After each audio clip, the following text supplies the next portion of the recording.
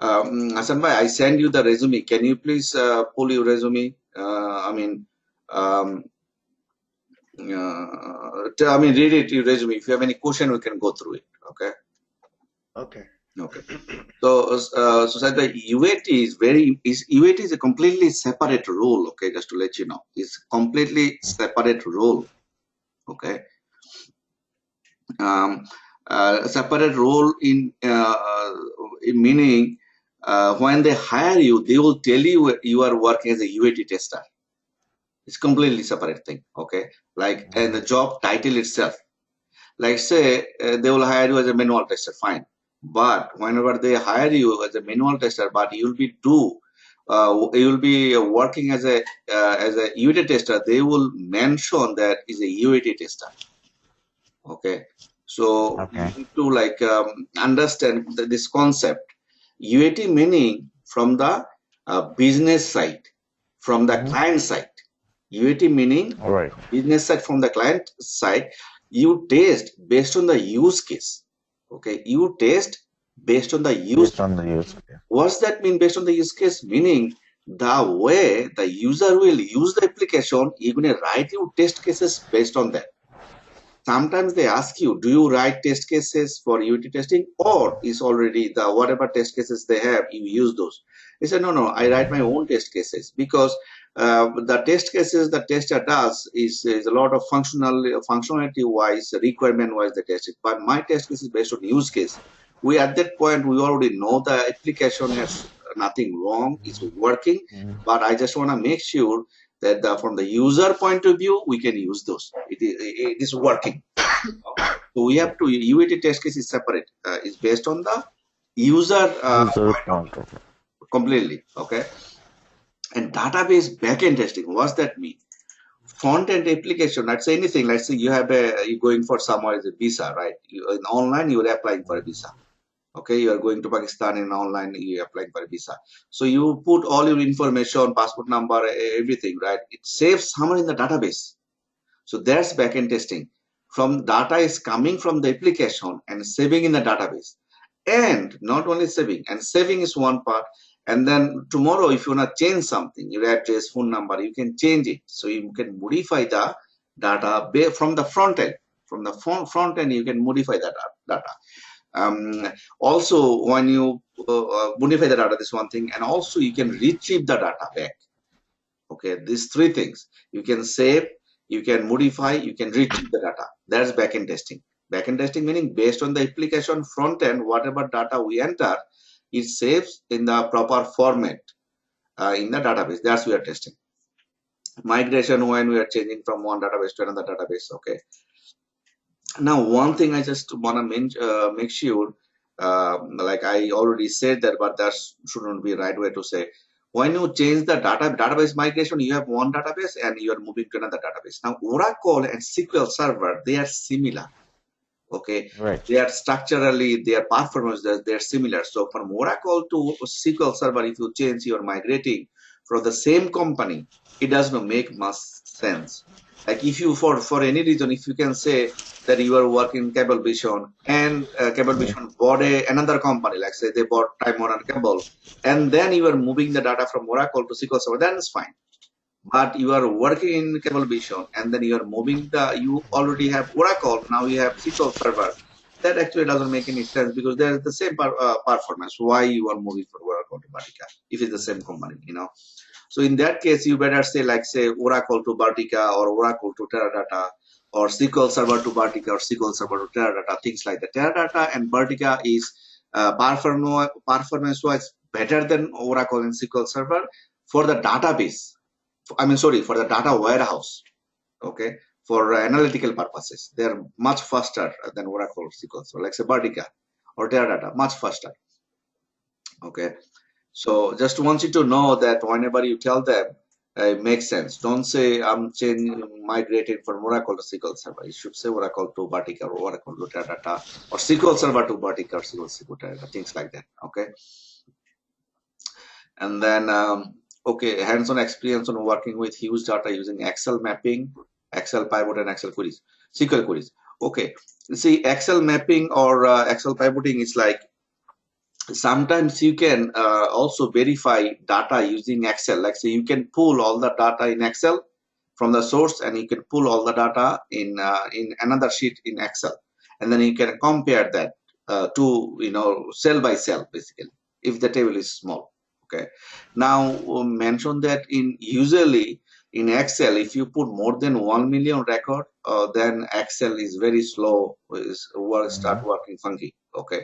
So make sure that you don't mention that when you have 10 million, 20 million record, you using Excel. Okay. Okay. Just remember that if the record is usually less than 1 million, that I can use Excel. Just mention like that. Okay. Um,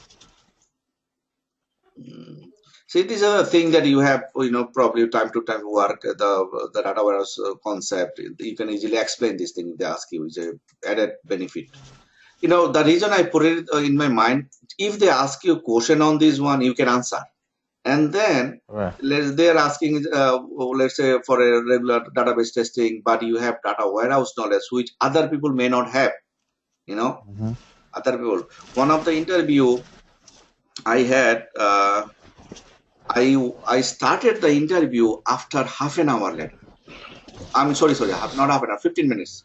Like the interview, they gave me time 9, and then I had a meeting, so I started late, like 9:50 or something. The guy was still here. He was very upset. When I joined the call, there was 2 people. I joined the call and I said, "Oh, I'm sorry, I'm a little bit late. I had a meeting." And he was like, "No, you're not a little bit late. You're 15 minutes late." He was that upset, you know.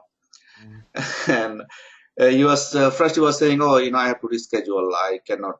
I don't have time right now. You're late, so I have to reschedule.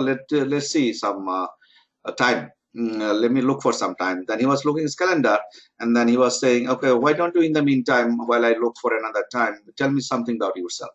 So I start talking, and then so he started asking me question. Okay, that interview lasted an hour and 10 minutes, and then they offered me for the next like face to face. First I Mm-hmm. think he was like throwing me off. And then, Mm-hmm. but later on, when he asked me a question, I was able to answer. And then, like he said, he asked me. So what I'm trying to say is, this is the thing. This kind of knowledge will sometimes, will put you in a separate bucket. That's why. Okay, since you have this knowledge. So these are the basic, these are not some standard things as all waterfall they ask you. Okay, I put take off key. And what about that QTP for regression testing expertise in? Which line I thought I take it off. Okay, you took it off, like writing and maintaining automation script using QTP for regression testing expertise in framework, keyword-driven, data-driven, hybrid, You linear, see my functional screen, I put, decomposition. why do you say that? After the good knowledge of on data warehouse concept, ETL lifecycle, BI reports, and writing complex SQL query. You're looking at my screen? No, no. Okay, I'm looking at my thing. I Hold took on a that off. second. Let me. Yeah, give him a moment. Yeah. Yeah. Uh, Okay. so that's basically it. I turned it off. Okay. Okay. So other thing is basically somewhere if you see QTPC here, leave it alone because you will have what happen is let me highlight it. What happen is that by is the environment. You have certain things, not necessarily you use it. Okay. Do you understand my point? Not necessarily use it. So if they have it, you can say, okay, I have the QTP. There's a regression tester who write the script, but time to time I have to use it. Like Okay. use it meaning I have to run the script. Okay. So let me All right. Do you have like Tableau or a QTP with you? So I just need to see. Let me browse online see. now. Probably can able to see. I don't have it in my system though. Tableau. Sorry. Tableau is getting very popular.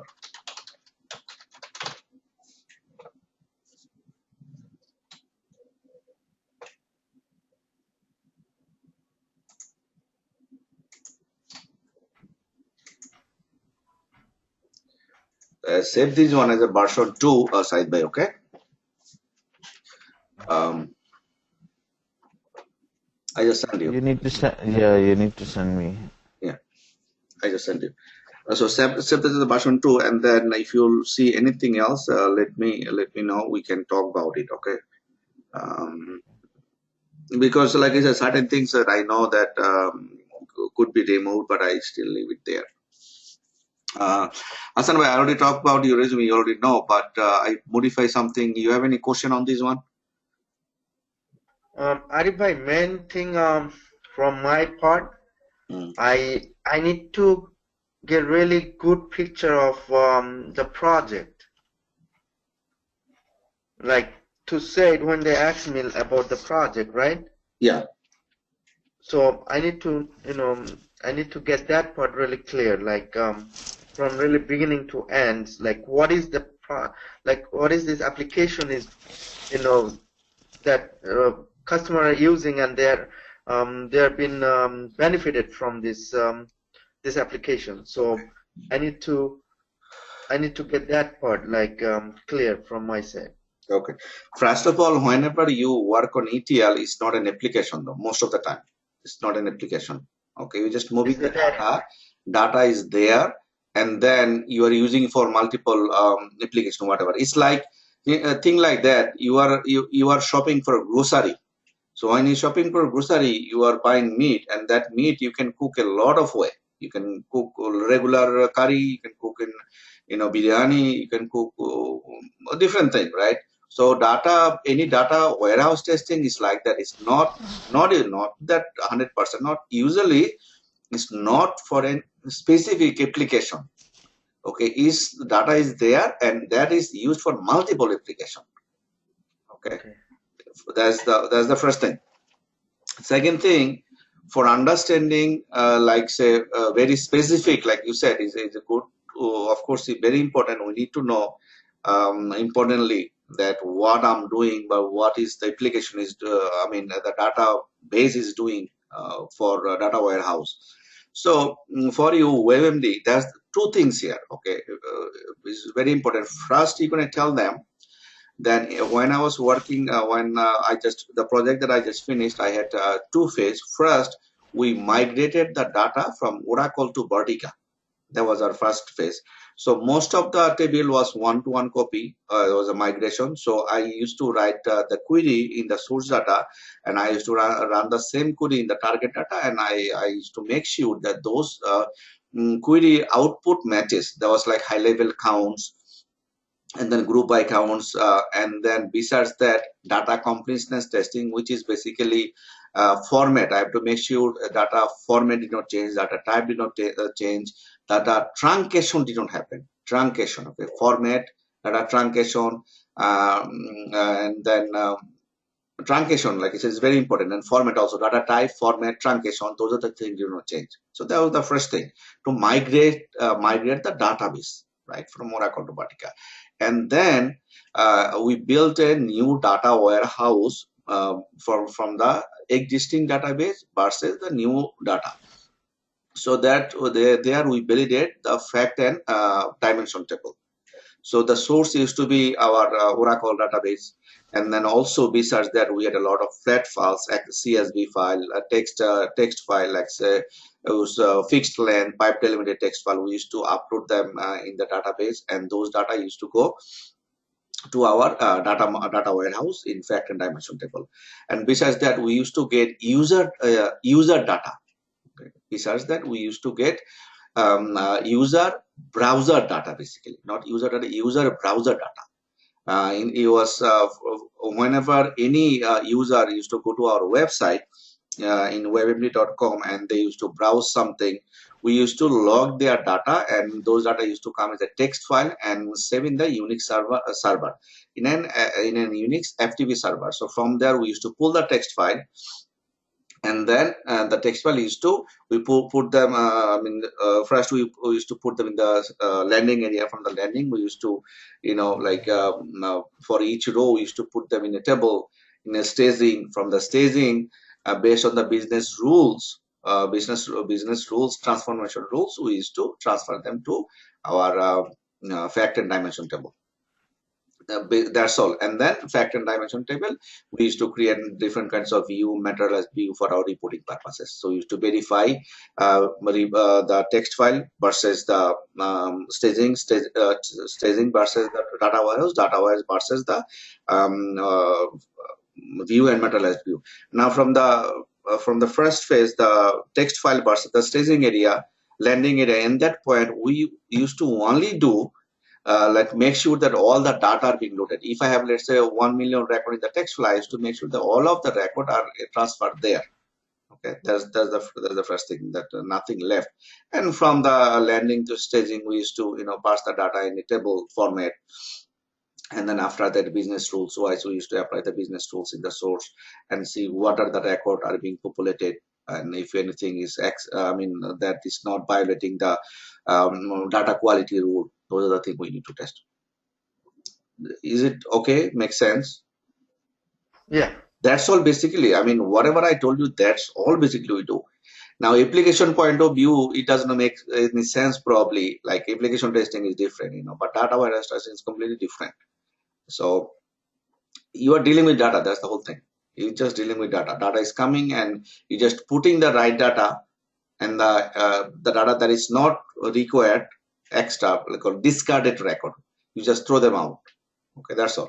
Okay, so you just make sure that data you are throwing out, those are the right data that you are throwing out, nothing extra, and then whatever you pull in just keeping, those are the right data that you are keeping. Okay, so those are the things. So you went through the resume. Makes sense? Rainy, you have any question? I'm still going through it. Okay. Yeah, so that's the thing. Whenever they ask you, this is the thing. Write it down, whatever I told you, and just like repeat it, and then let me know so that I can tell you if anything goes wrong. So 1 second, okay, quick second, just 1 second.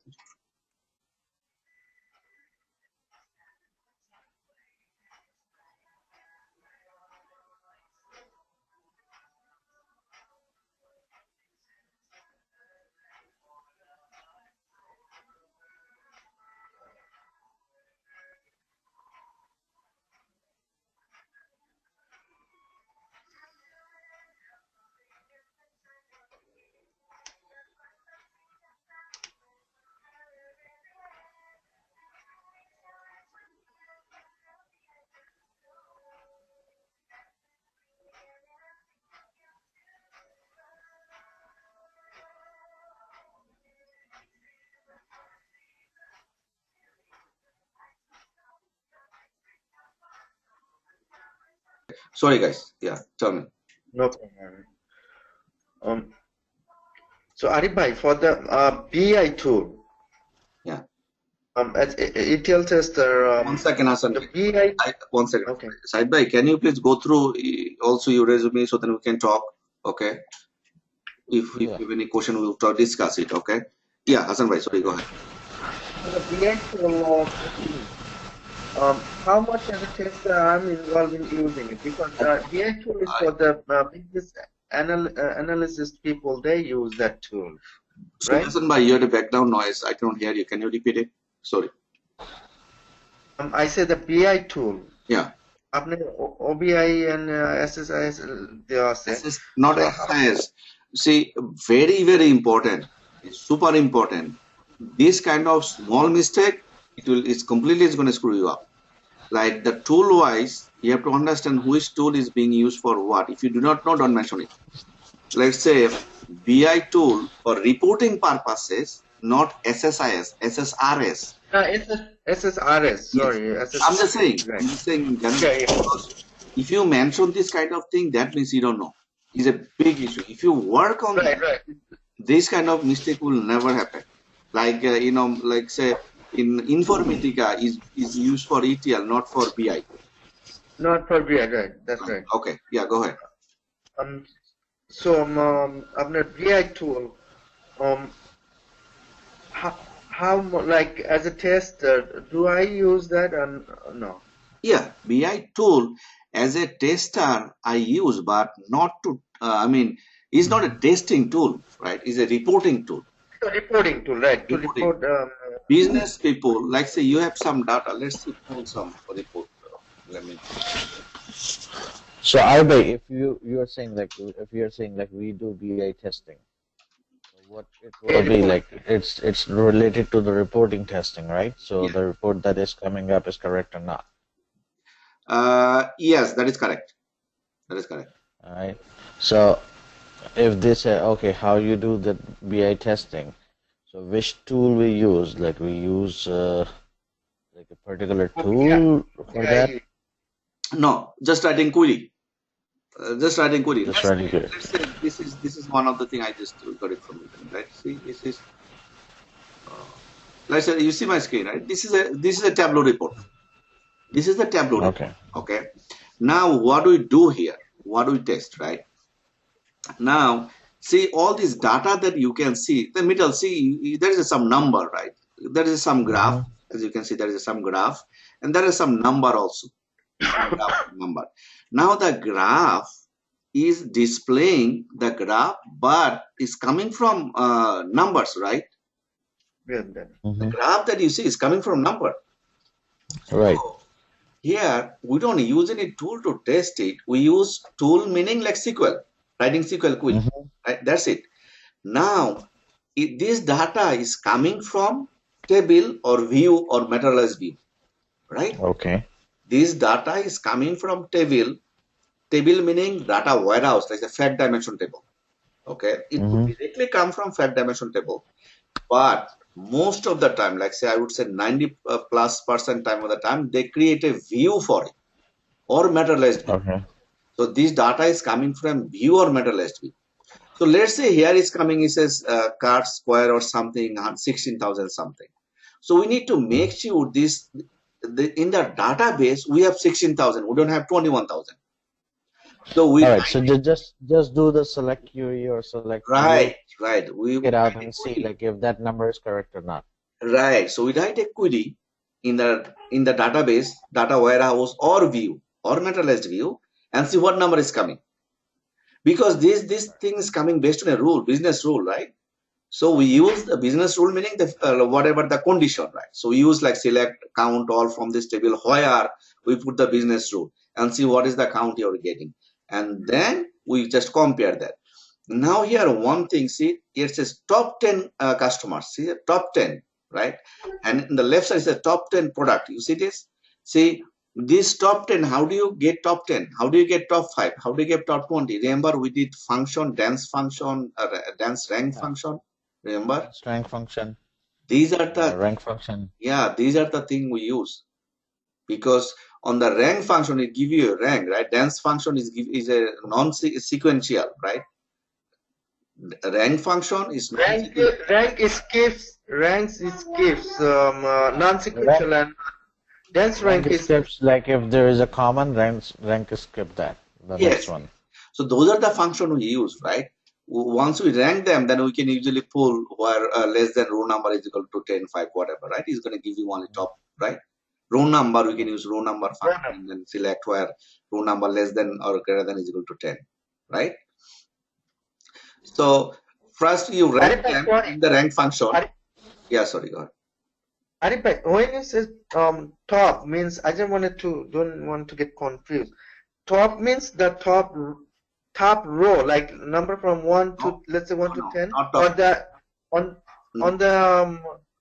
on the data itself. Let's say you have 500,000, 5,000. So from the data is going to give you the top 5 number. That's what you mean? Yeah, top 5 number, but based on what? Let's say you have a table that has salary, there is education. Let's say you have an employee table.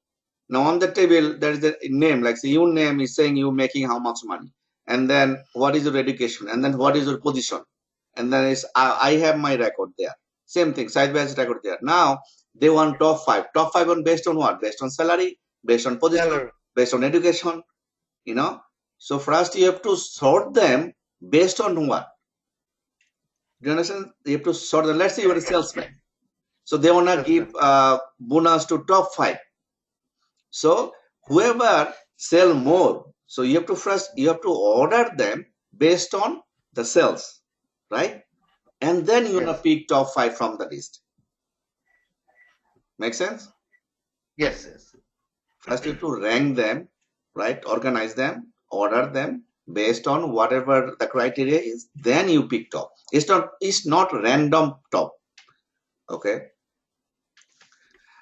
So here, basically, that's all. I used to test this Tableau report. All we did, write a query based on the business rule. Write a query against the view, see what the number I'm getting, and then I used to come here. I say, okay, I have this number, this number, this. Okay, I'm good. Okay, that's all we used to do. Now this graph is the same thing. See what we used to do. This graph used to come. The data used to come from a table, from a view. So we used to look, match them right here. What this view does, if you double click in there, it used to zoom out. So you can put your mouse on the top and you can see the number. Like if I put my mouse right here, it will give me the number. Okay. So let's say I used to put here my mouse is used to give me, let's say, 3 million. And then in the view, what I used to do, I used to change the number. Now let me change it to 4 million. Now I have to refresh it and come here. It's supposed to show 4 million now, right? So whatever the view I have, I should have the same thing here. So if I change in the view, I should see in the view here, true, right? So now one thing is here that you cannot directly change in the view. You can change in the database, then you refresh the view and then it comes, right? So I used to manipulate the data and then I used to change it here. See if the number is moving or not, changing or not, whatever in the view I have. That's all I used to do. So just Oh, that is like whatever the changes we made. Like for example, in the database it was like 4 million, we make it 5 million, and check it out. Refresh the view and check it out over here that if it's impacting the report or not. yeah, refresh the That's view. the main thing in the Query view. running. Yeah, that is correct. Just run the query against the view and then see if you're getting the same thing. That's all. So we used to do this. That's all. Nothing. It's nothing complicated. And then, of course, another important thing was you can download this report is in Word or PDF on Excel. So whenever you download them, sometimes the format changes.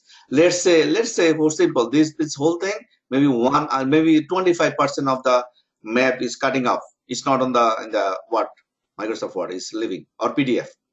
You download this one, right? It show like this. It's not showing like that. Something is like cutting. The whole picture is not showing basically. So you have to download it and then match it if everything is matching, same thing or not. Okay, because most of the report are downloadable. So we used to download and then match with if anything is truncated or not. And then also, I mean, this thing, whenever you click in the report, like say this one, if I can click, I can really drill it down and zoom it. And also I can see the raw data behind the scene that is using. If I click in this, and then I would have the option to see the data that is using to display the data. Like I'm talking about the table data. The table that is using, I used to see the data. I'm able to see the data. So that data, can I see or not? Those used to check. And then at the bottom, I mean the left side, there is some filter. See, there is some filter. Okay. We used to check those filter. If you change the filter, then data should change based on the filter, right? On the left side, if you change the filter, let's say it's a show title. On the left side, it's a show title. So if you click check or uncheck, is it displaying or not? So those are the filter we used to check. And then there's a link. Usually there is some link.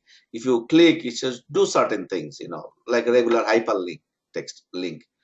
So we used to Like this is like almost like Excel reporting, similar idea, right, everybody? Yeah, we used to do in Excel in the past. Now people are Okay, coming with right. That all is this. more, yeah, this is like more robot, like in terms of faster.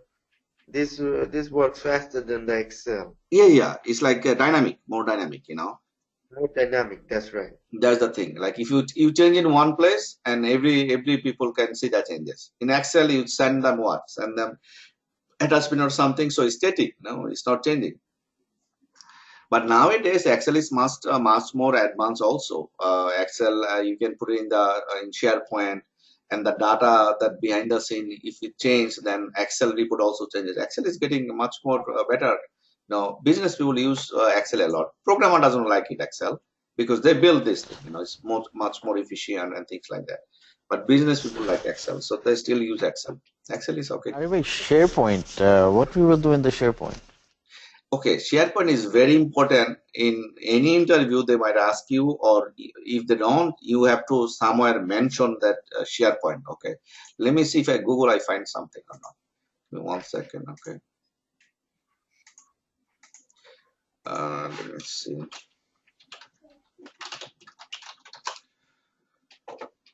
SharePoint, what do we do right now is SharePoint.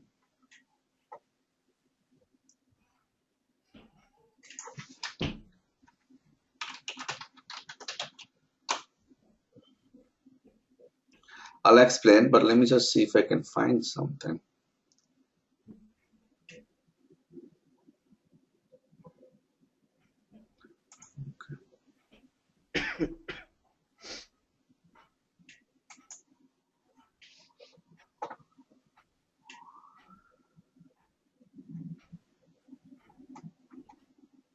Where did this picture go?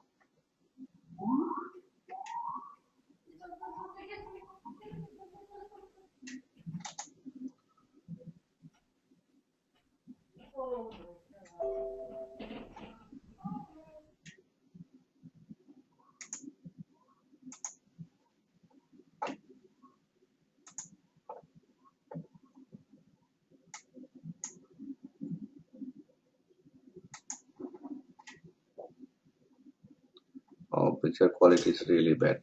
But anyway, let me explain. Let me talk SharePoint about it. It's very important, okay, guys. If you are confused even a single, like even a little bit, please let me know right away. Okay, SharePoint. What happened is, let's say you are doing some work. Let's say BA is writing requirement documents, right, in Excel or Microsoft Word, or like say data modeler is creating the database basically.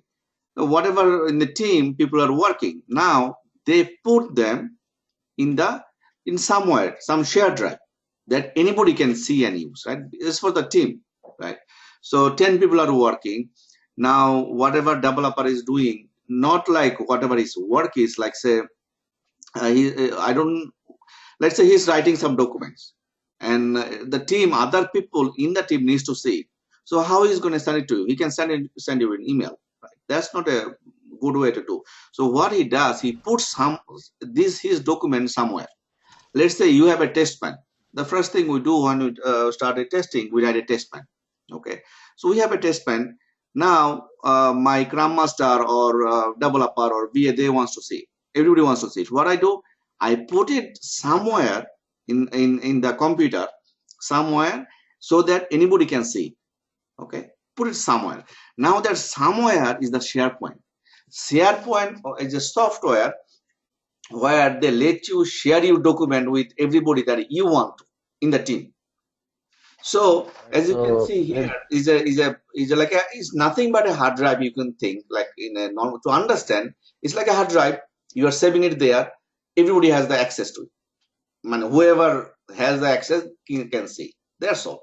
Now the good thing about it is version controlling, meaning like say you are you put it in the SharePoint in the hard drive, right? In the SharePoint. SharePoint is a software though.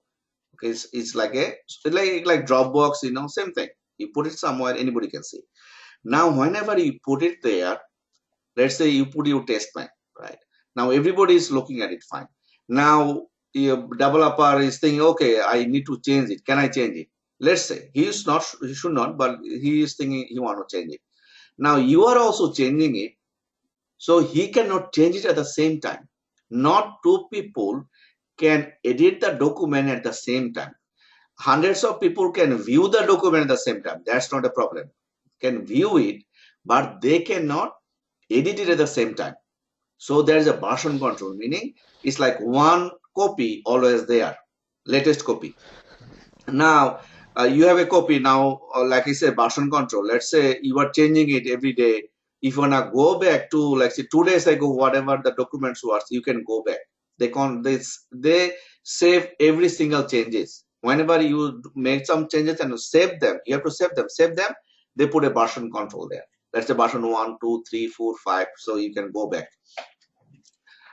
Yes, Aida, you are saying something. Let me see if Yeah, like it's what I'm thinking, like the way you describe it, it's similar like previously when we used the share drive. Remember, like in the old days, like we have Yeah. a share drive in the Yes. company where everybody is putting the stuff over there as a common drive, and whenever Yes. somebody needs it, just take it out from there, right? Exactly So same it's thing. similar version, Yeah. but in a software mode plus like with proper management. Right. Right. Like say, like FTP server. If you put your documents there, anybody can take it from there. Whoever permission, right? Right. Now, this is the similar thing. Like you can, from there, you can download a copy if you want in a local drive. Anybody can see it, but it's like not multiple people can edit it at the same time. Edition for more than one people not possible, and you can save the like say versioning of it.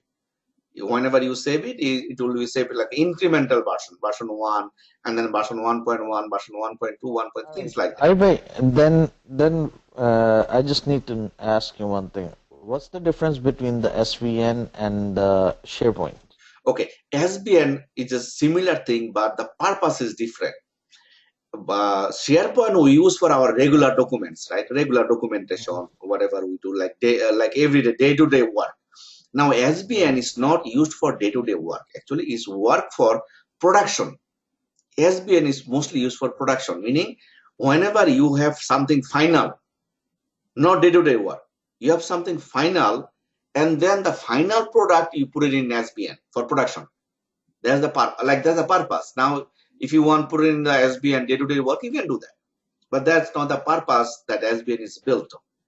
SBN was made for the production purposes. You save your final product, final code basically in SBN so that it could be productionalized basically. That's the purpose of SBN. Okay. And one more thing, like I heard a lot of people by saying that term, SharePoint developer. Yeah. So what they do in that, because if it's just a simple software, the way it's coming up or the way you describe. So No, what they develop in that, they just give a grant the permission and stuff. That's the only thing. no, SharePoint developer means is a server side application, right? SharePoint it does not install in your desktop. It's a server side application, Right, right, right? You install right. server. So now if you tell me I don't Mm-hmm. know how to server that in Unix, I don't know. Mm-hmm. So you have to install Right, it, right.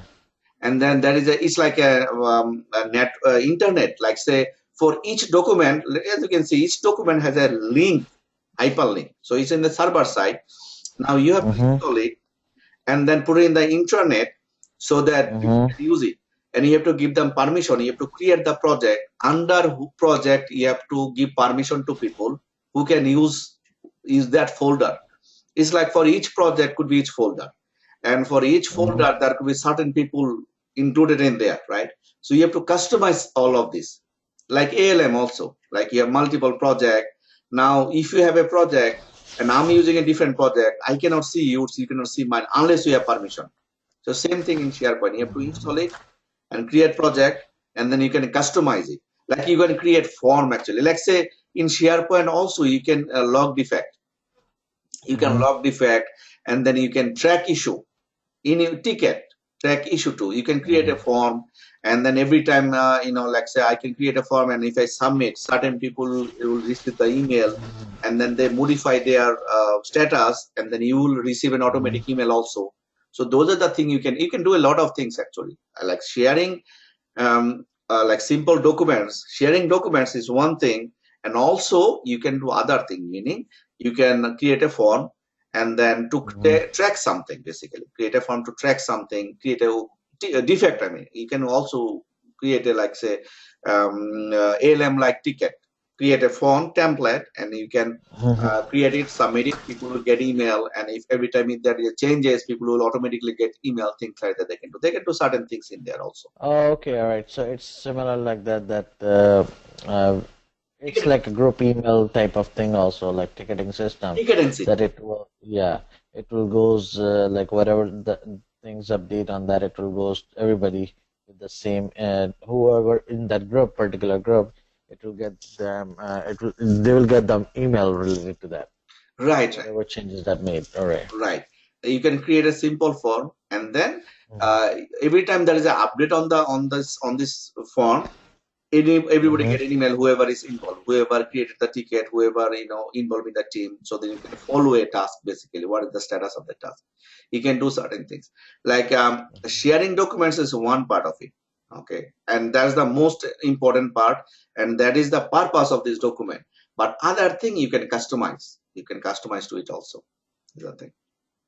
So if they ask you, like I said, yeah, how do you share your documents, so you mentioned that that's like the common practice in environment, in any workplace, that we put in the SharePoint. Anytime we create a documents, like say for our QA testing, we create our test plan, test script, things like that.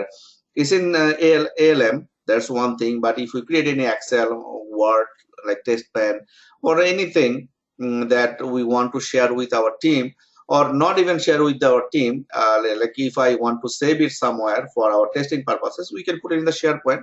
So in one place, everything is one place, and people, whoever needs to see update or things like that, they can do it from there. So basically all our documents we put in the SharePoint. That's the whole thing, whole purpose of it. All right.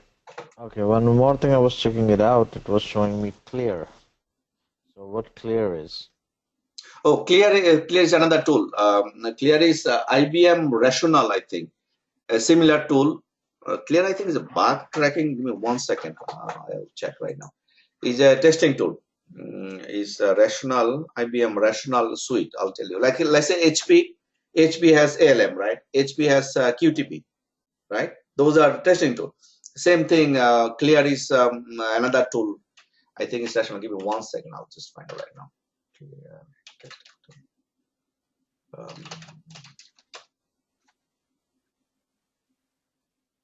Rational, like I said, Rational, Clear is a IBM testing. Clear Quest, Clear Case is IBM testing suite, testware basically. Mhm. Okay, Clear Quest is for bug tracking. Clear Case could be for I think it's for Clear Quest, Clear Case. That's the two. There was another one. Windrunner from IBM also. Windrunner is automation like QTP. They bought it now also. I mean, I think HP bought it, Windrunner. They don't support it anymore. Windrunner is not from HP. What happened? Said Windrunner is not from HP.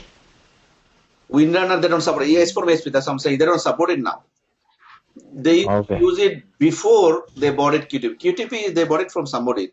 They bought it. Mhm. QTP, they bought QTP. They bought it from Mercury, right? Mercury. They bought it from Mercury. They had QTP. I mean, HP has Windrunner, same like the automation tool, but when they bought it from Mercury, QTP is much better. So after that, they don't support Windrunner anymore. Okay, so the Clear Quest and Clear Case. Okay. Mm. Like they have also Rational Functional Tester has also like a 30-day trial. Yeah, That's why I Clear look to. Quest. I mean, IBM Rational is the testing set. This is very popular also. Mhm. Second.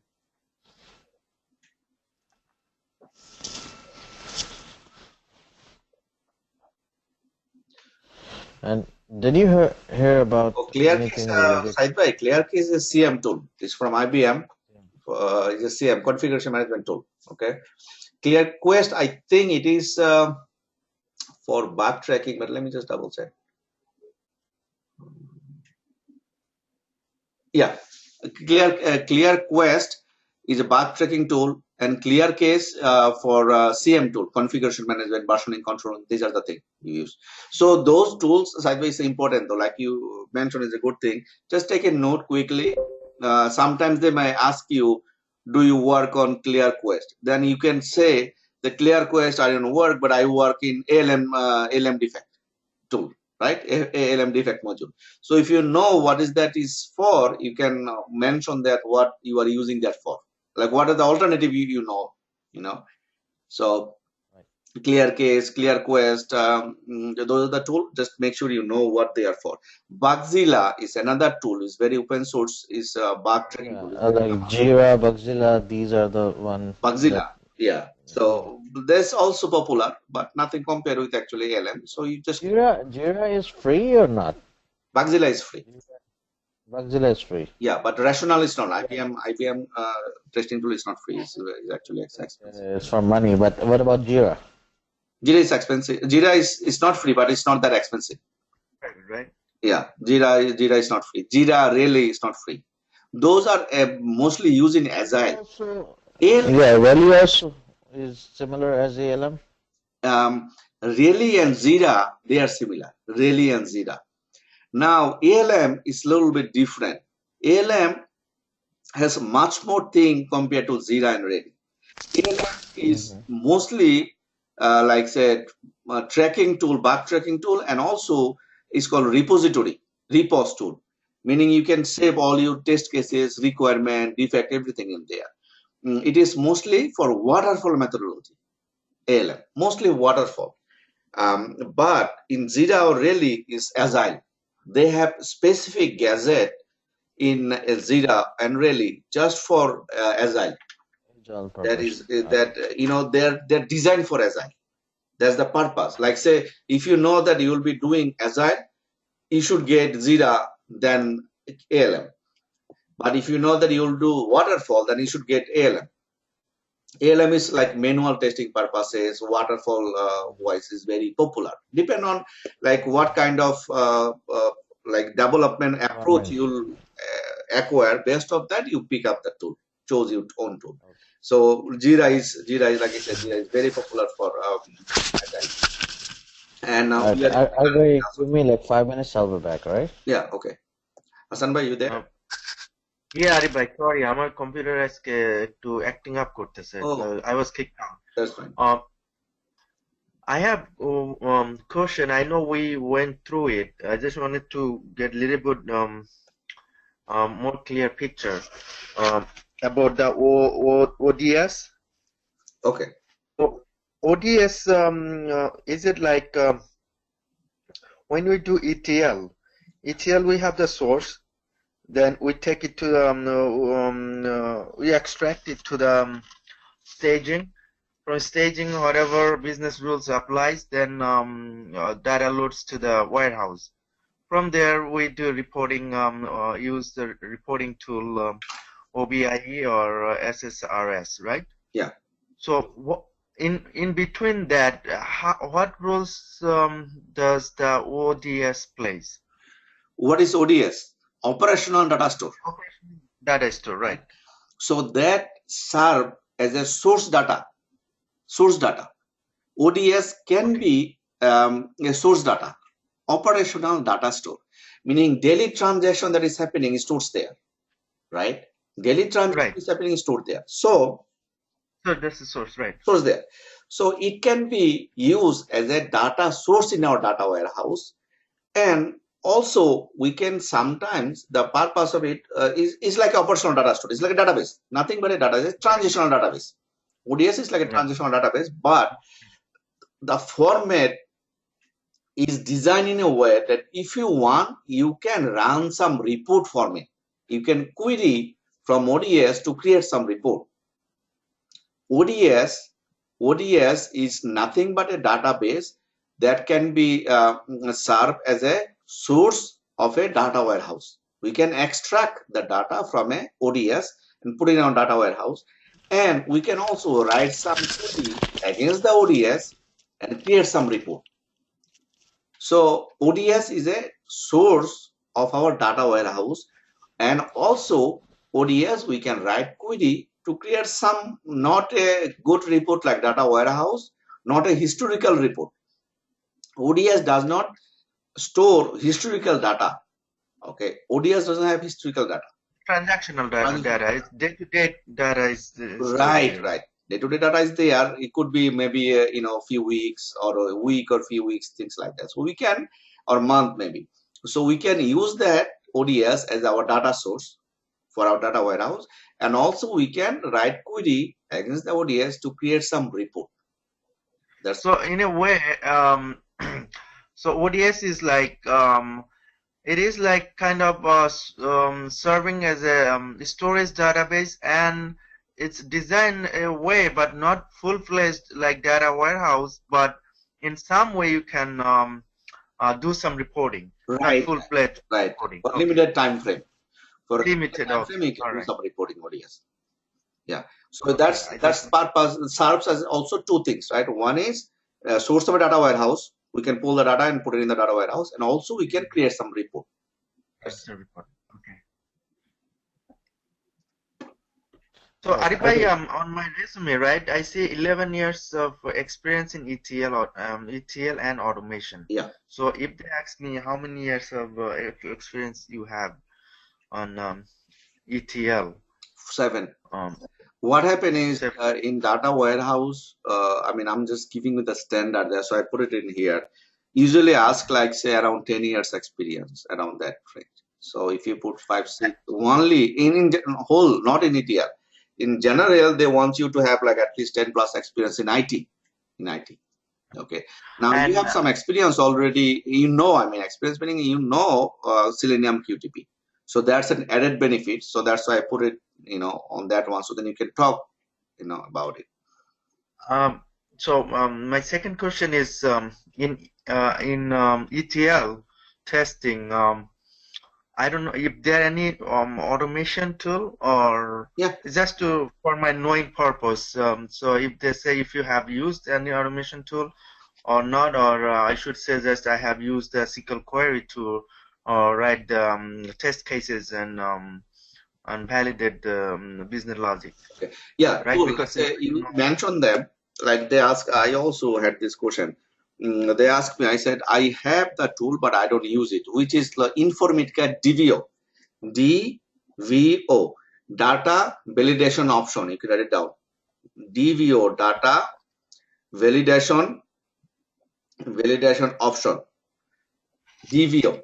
Okay, Informatica DVO, data validation option.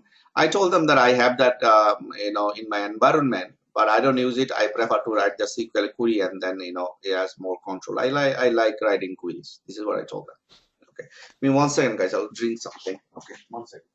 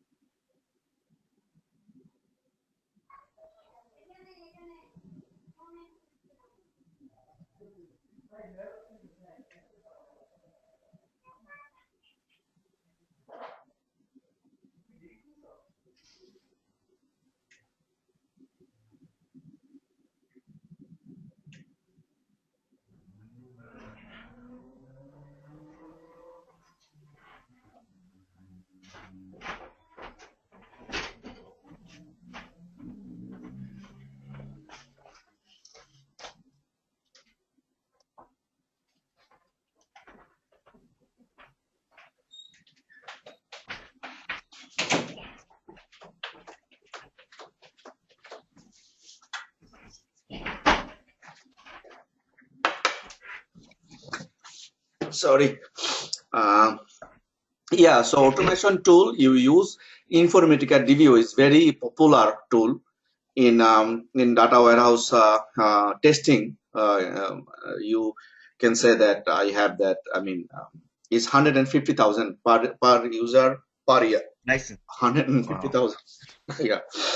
So I had it in the past, not now, but I don't actually use it. It's a good tool. It's good to learn, but I mean, my thing is I want to stick to programming like SQL because this tool, the purpose of this tool, like say Informatica, you don't have to write a single line of SQL.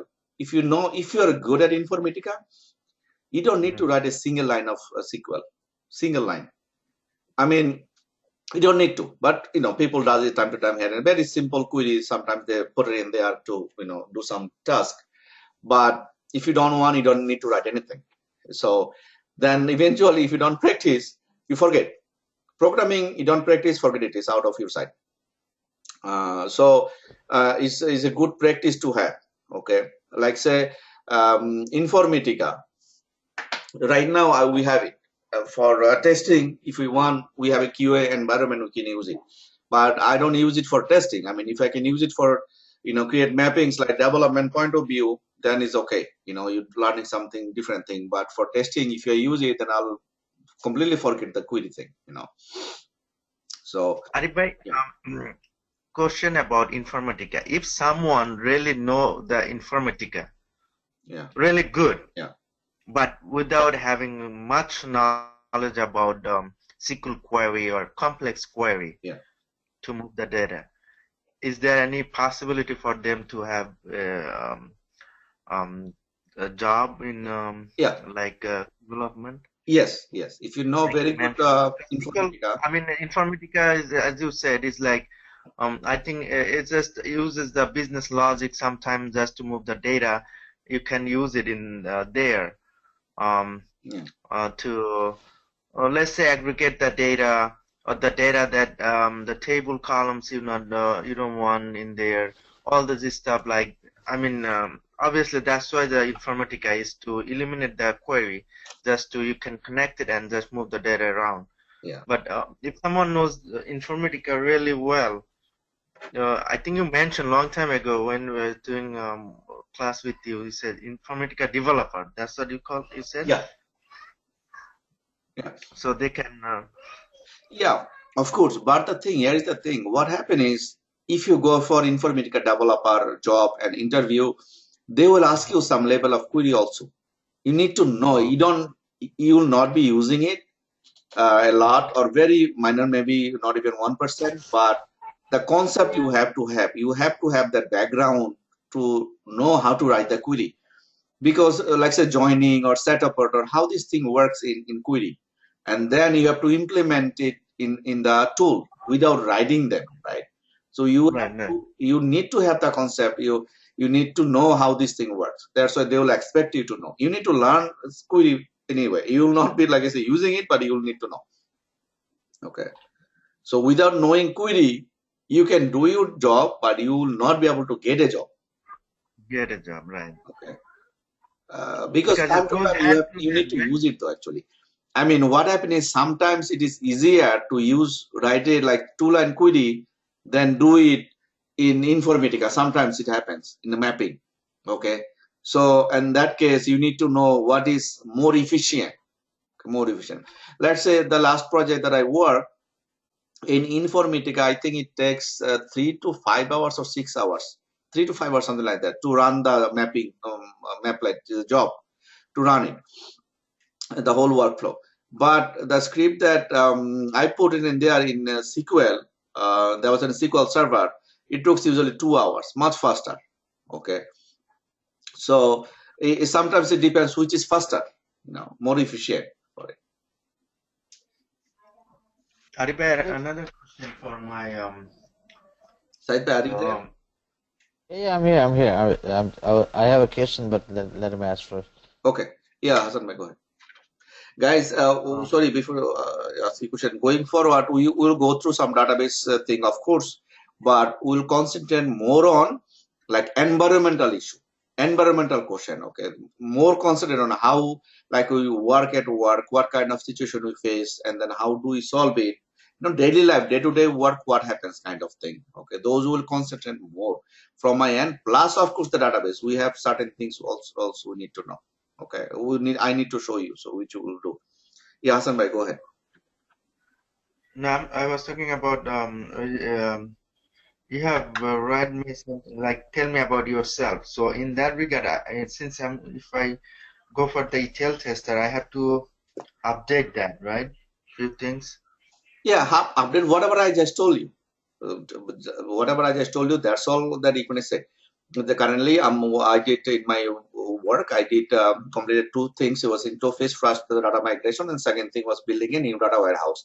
So the data migration point, our data source was in Oracle.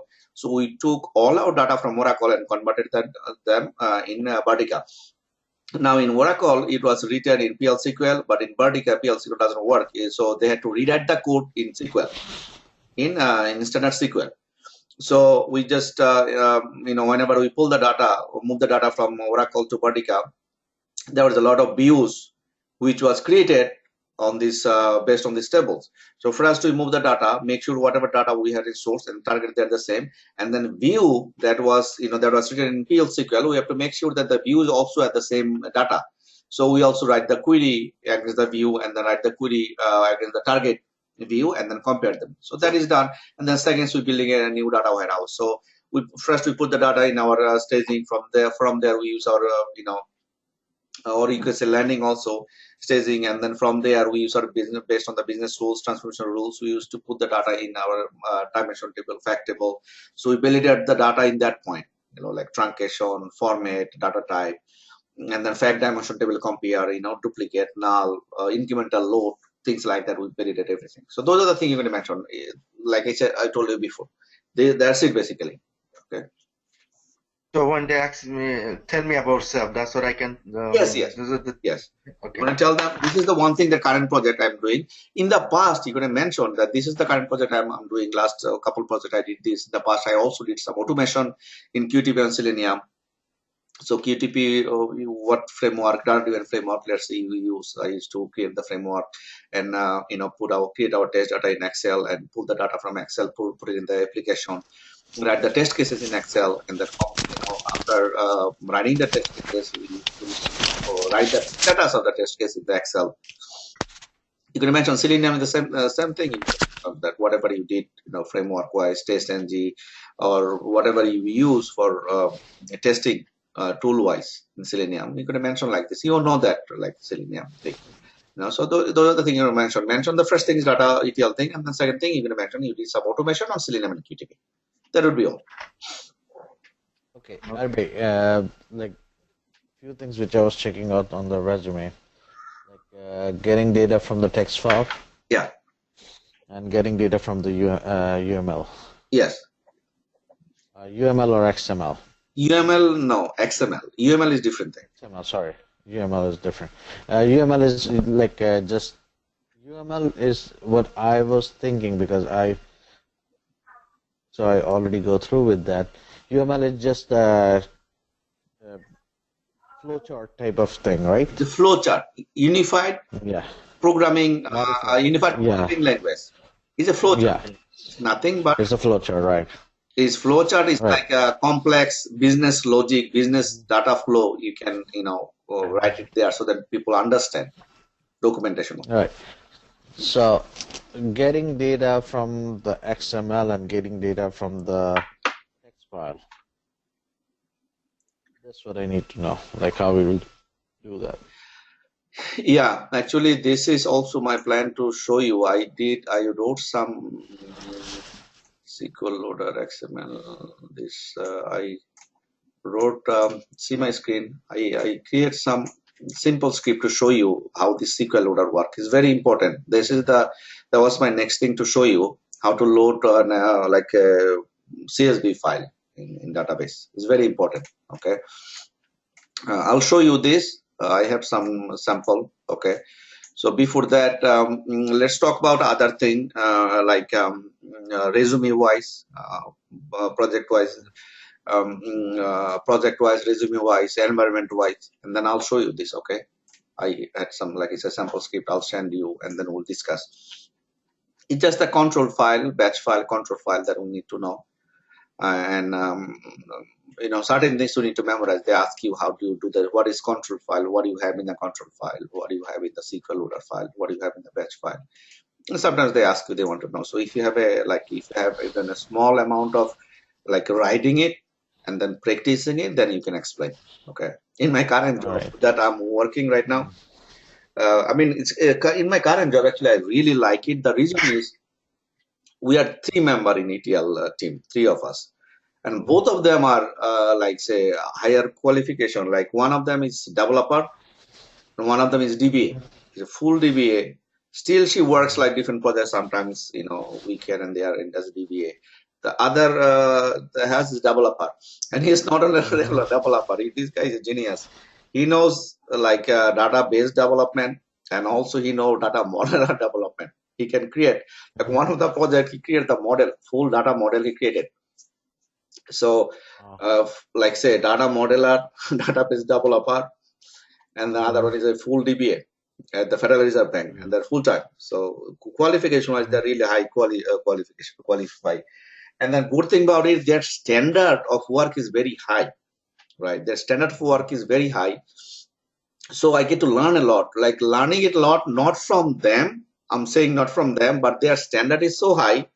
So to keep up with them, because if they work in a project, let's say they work in a project for phase 1, they did certain works, and then phase 2, I have to start. This is what I did actually last time. I had to do second phase, whatever they did is done, and the release to basically. So I had to do it. So they are to maintain their standard. I have to learn a lot. They're a developer actually, so of course their standard will be high. So that way I get to learn a lot. Yeah, it's good place whenever you see this kind of situation that will inspire you to learn new things also. Right. Yes, I go ahead. All right. So what I'm seeing over here in the programming, like you put .NET, okay, that's fine. That we will say that we can read the code of it. But HTML, yeah. Go ahead. As I told you, this .NET thing is the application that you are testing is built on .NET. Right. That's fine. Like we can go through with that, but like Perl and PHP. Yeah. And like the HTML, the HTML and CSS, these are the things like or JavaScript. These are the things like which we need to know. No, you don't, Saidbhai. That's the thing I'm telling you. The application is built. Let's say an application is built for say customer input data, right? There's a front end that customer is putting their reviews or things like that. So now it is built on PHP or JavaScript or HTML. Doesn't matter what is built on. You are testing the functionality of it. The code you are not testing is a black code testing. Okay, you are testing the functionality. Like say you are inputting your profile information, your name, address. You submit it, it goes to the database. So you are comparing these two things. For example, if they ask you, yeah, like let's say if they ask you, do you know the PHP or Perl or anything like that? So what will be your answer? Like you just do the testing on those? Yeah, you're gonna tell them you do black box testing.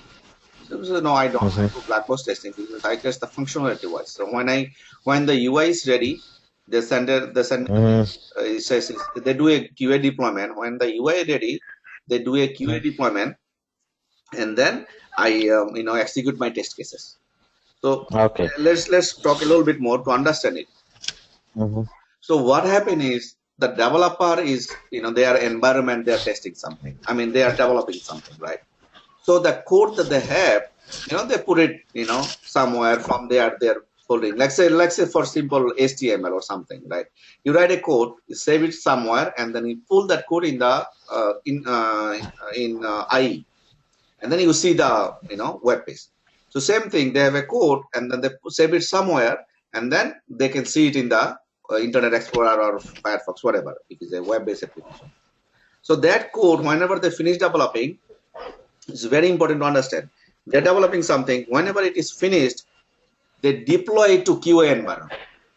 It's called QA Okay. deployment. It's called QA deployment. It's very important to understand. Why I'm saying is that because not necessary they will ask you certain question in the interview. It's important that you, before they ask you, you mention this kind of word. You mention this kind of word. Okay. It's called QA deployment. QA deployment. QA deployment or QA push. You can say a QA push also.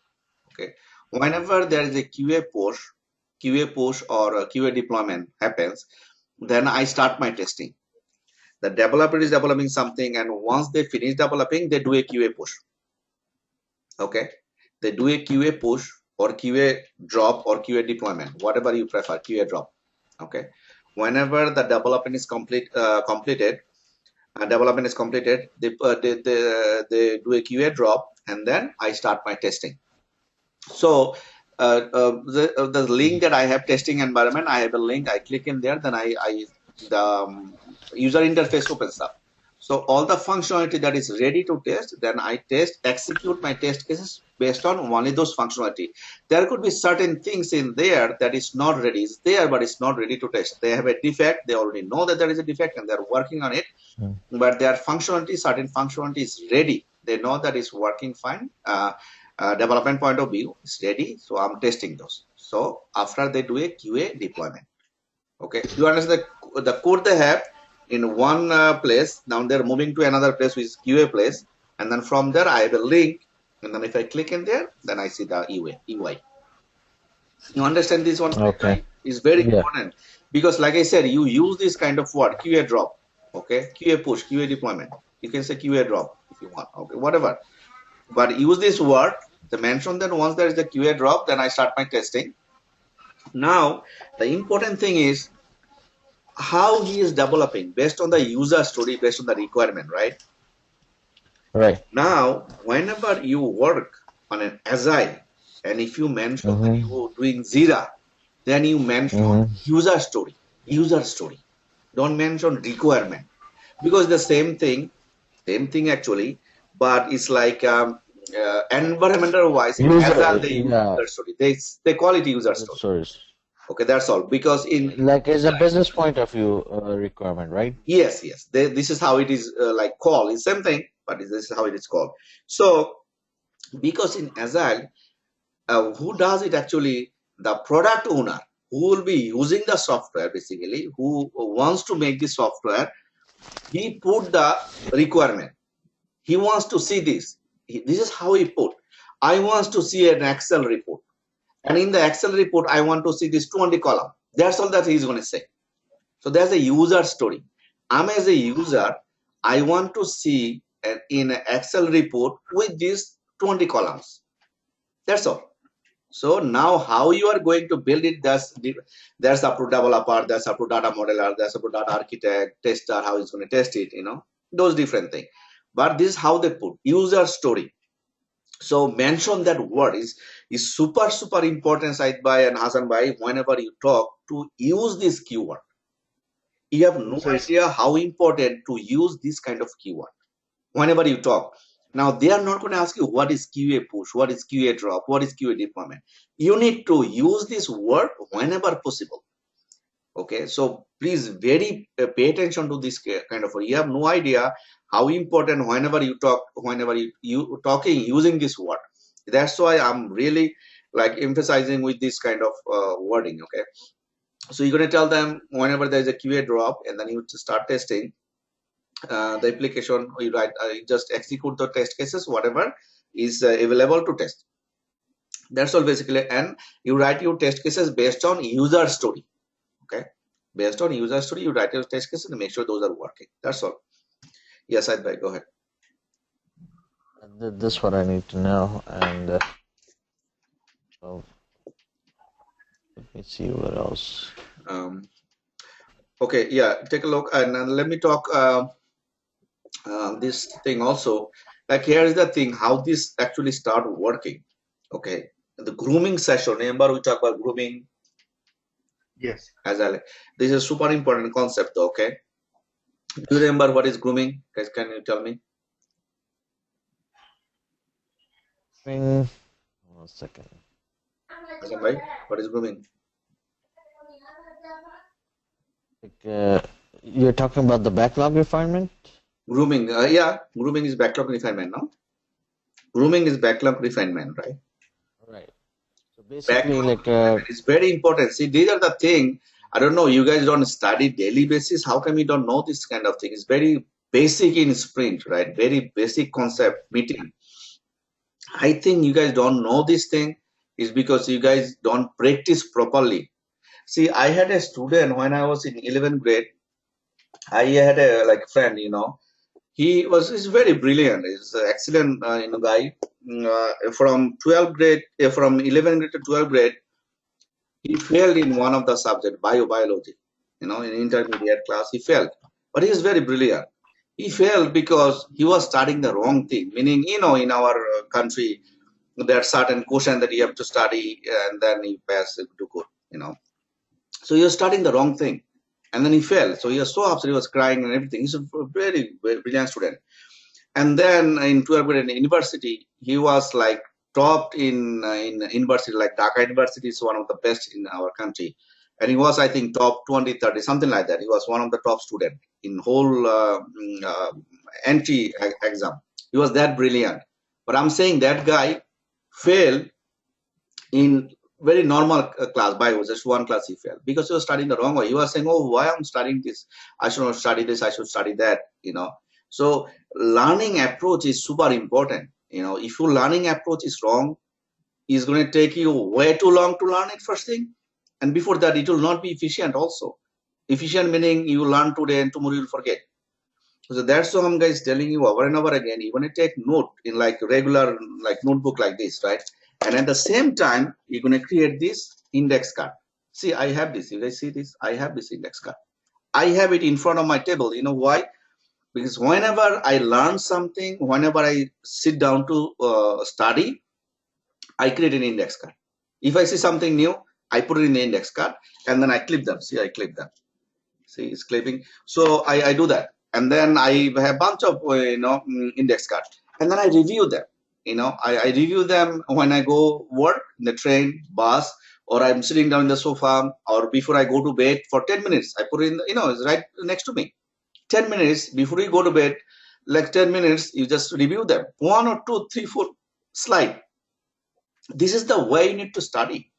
If you study not the proper way, you will not remember this thing.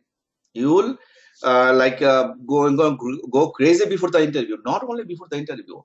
I'm telling you the real story. One of my friends, relative, used to work in Virginia for like several years. He's working. Now his project is finished after I think 5, 6 years. Now he's going to look for a new job, right? Project is finished. These guys go crazy. Like 3, 4 months, he's not getting a job. And then he's like frustrated. He doesn't know because the environmental wise, if you realize the environment wise, all you need to know, the project is very good and certain test cases, how to write test cases and whatever, right? That's it. But when you're in the market, you need to know a lot of extra thing that you will not be used probably at work. Let's say Unix, probably he's not using Unix 5, 6 years. He doesn't know even a single command. He forgot. It's very common, very simple. And then what is the SDLC steps? What is the testing steps? What do you include in the test plan, right? Give me 10 types of testing. You don't know that because you are not using at work like that, right? So you forget. So that's why it's a big problem, our learning practice. My colleague right here that I'm working, his also project is ending after 3 years. He's looking for a job. Now he took off. Like before the interview, I think he took a couple of days off just to study. And then I was telling him before that I had also, last month, I think, that I have an interview. And he said, oh, you're taking off? I said, why? Because he said you have an interview, you need to study. I said, no, I don't need to study because I study every day. Okay, I study every day. And honestly, I do. I study every single day. So you guys have to have that practice, at least now, even when you get a job. Always you practice. Not like, you have a test tomorrow, you sit down and going crazy study. No, half an hour, 1 hour. So that's why I'm telling you guys how to learn it more efficient way. Efficient way, not only less time, so then you can remember. Please make index card, take note and index card. Otherwise, you're gonna go crazy. So many things you'll forget. Okay, so please do that. This, like say in let's put a simple in sprint, right? There is what? How many kind of meeting we have? Just write those meeting name. That's it. In one index card. Another index card, you probably write the flow of it, what, how it start, or description of the each meeting, like one line each. Otherwise you're gonna forget. Like I said, right now you are confused. Not that you 100% forget. You know that but what is not coming out, right? But the proper word is not coming out. So guys, please learn the proper way. It's very important. Okay. Yes. So let's go ahead. Grooming. Hassan bhai. Sorry, grooming we do before during the spring planning meeting we do the backlog grooming. The spring planning meeting, we do that. I mean, no, not the spring planning meeting. Sorry. We do grooming after the spring planning meeting during the walkthrough meeting. We take the walkthrough meeting. What is walkthrough meeting? Said bhai, what is walkthrough meeting? Walkthrough meeting is like whenever there is a new product comes in. What is kickoff? What is kickoff? Hold on a second. Yeah, kickoff is the new product. Whenever the new product comes in, basically they will tell us about that thing. Walkthrough meeting is whenever there is a discussion needed. Let's say you have a test plan you created. You want to talk to the team about it, right? You need to introduce the test plan to the team. You have a test plan. I'm a tester. I have to create a test plan. So I created it. Now I need to explain it to the team, to the product owner, to BA, to developer. I need to explain it. So what meeting I have to set up a meeting, right? What meeting I call it? Walkthrough. Now walkthrough meeting is anything that you want to discuss. Let's say we have sprint planning meeting, we have daily scrum meeting, we have retrospective meeting, we have groom meeting, we have kickoff meeting, right? This is a special purpose of each meeting. So where do I discuss my test plan then? What meeting? So there is another general meeting, walkthrough. Walkthrough meaning anything that we need to discuss with the team. Anything we have a special topic to discuss or any issue we need to discuss in general. That's walkthrough meeting. Okay, so I said I have a walkthrough meeting. That's why I said we need to know. See, that's why I was just talking right now for like last 10 minutes that the keyword we need to know. Then we need to implement it. Okay, they're not going to may ask you what is a walkthrough meeting. So if they ask you about test plan or something, then you can use this kind of word. Then once I finish, I read the test plan, this, and once I finish, I said I have a walkthrough meeting, and I go through with my team. I said I have a walkthrough meeting to go through with my team. This is the word. If you do not know the word, you will not be able to use it. Okay, so walkthrough meeting, when you discuss something, you have some documents to discuss, you have some issue to discuss in general. Okay, and then kickoff is when you introduce something, as you say. And then what is retrospective meeting? Retrospective meeting is like whenever you have like let's say from your previous sprint or past experiences, like whatever you wanna like what you learn from it, like how to reduce time or like make it more like make it more efficient process in that particular sprint, then we do that retrospective meeting. Yes. So basically, whatever we did in the past, whatever we did good, we wanna keep it. Whatever we did not do good, we wanna change it. We wanna discuss about it. Whatever we did good, whatever we didn't do good, we wanna discuss. Right? Right. That this very it's optional meeting. It's not mandatory. Right. What is the debrief? What is debrief meeting? All right. Debriefing is like whenever we complete a particular sprint. Okay. With the it's not necessarily the product owner, but with the customer or product owner, we have that meeting, and we will discuss that we completed that, show them the functionality and stuff, and if there is any changes they want to make, they will do it right away, and we will go through with that. Yeah, demo basically, right? Debrief is demo. Yeah, You demo. are showing whatever is Mm-hmm. being completed in the current sprint. Whatever being completed, we wanna demo that to our product owner, Right. to our client. We wanna demo that. We wanna show you, okay, this is what you completed, this is what is working, and what is your feedback basically, right? Are you agree or not agree, or we need to change anything? So guys, first thing is we need to memorize all of the meeting name. First thing. Second thing, we need to know what is for what. It's very important, and it's not like I said directly. They will ask you what is this. You have to use this keyword. That's the problem, and that's the point I'm trying to make. Not always they will ask you. I always try to use all these words that I know in any kinds of conversation. Okay, it's very important. Like if you work, you know this word by heart, and then you should be able to use it. That's the whole purpose of it. Okay, so please guys use some kinds of technique, index card or notebook. Notebook, of course, you have to have, or something, to study. Okay, very important. All right. With the grooming, basically, grooming is the first meeting, right? It's not necessary that we are in there, but usually it's between the product owner and the it's a high level meeting, like with the leads and stuff, that they will they will assign the task in particular sprint, or they will divide it into different sprints. Is that correct? Yeah, what the purpose of grooming? That is correct, like you said. It's not mandatory for us to be there, but usually we are there based on our availability. So what happened is grooming meeting. Basically, the product owner write the user story, right? Product owner write the user story. User story meaning what he wants to see from this application. User story meaning nothing but what the user wants to see from this application. Like I said, I want to see an Excel report for all the people sales most in top 10, most like say top 10 people. I want to see salesperson with this 30 column. 30 column meaning what? Like say their name, address, phone number, each salesperson's name, address, phone number, how much they sell, where they sell, when they sell, all this information, right? So this is what he wants to see.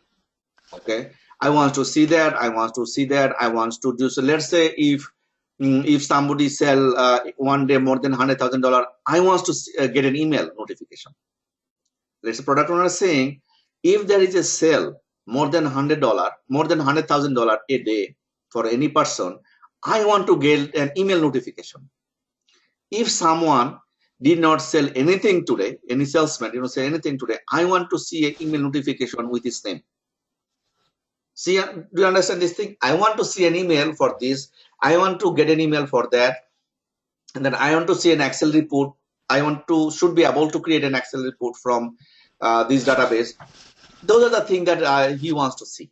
Okay, so user story are written by product owner. That what the client wants to see, what the product owner wants to see, whoever the application will be used by, what they wants to see, what they wants to do, right?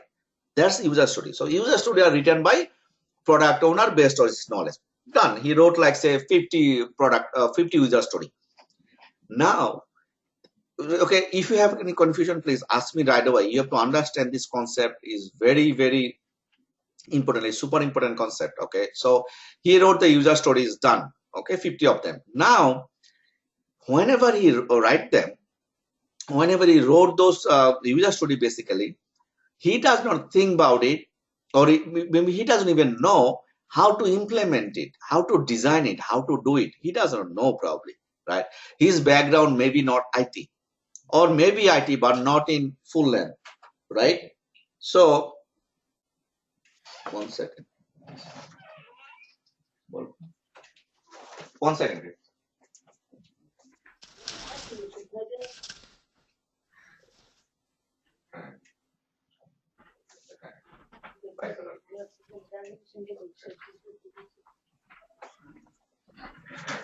Okay, so if you realize, so he wrote all these user story that he wants to see. That's his job basically. Now When he finished writing, then we put a grooming session. Okay, grooming meeting. It's not a short meeting, it's a long meeting, like 2-3 hours meeting around that at least, because there's a lot of discussion happens. So if you realize, he write whatever he wants to see. And then now we are in the grooming session. We're going to discuss about the user story. Grooming session, all we do is discuss, prioritize, and break down. Now what? We have a sprint. We are doing in Agile, right? Sprint. Now we have a sprint of what? Let's say we decided we're going to have 2 weeks, 3 weeks sprint. Now he has a user story that is going to take 2 months to complete. 2 months. One user story. Let's say he said, okay, I want to do this. I want to create an Excel report with 30 column to see all this information.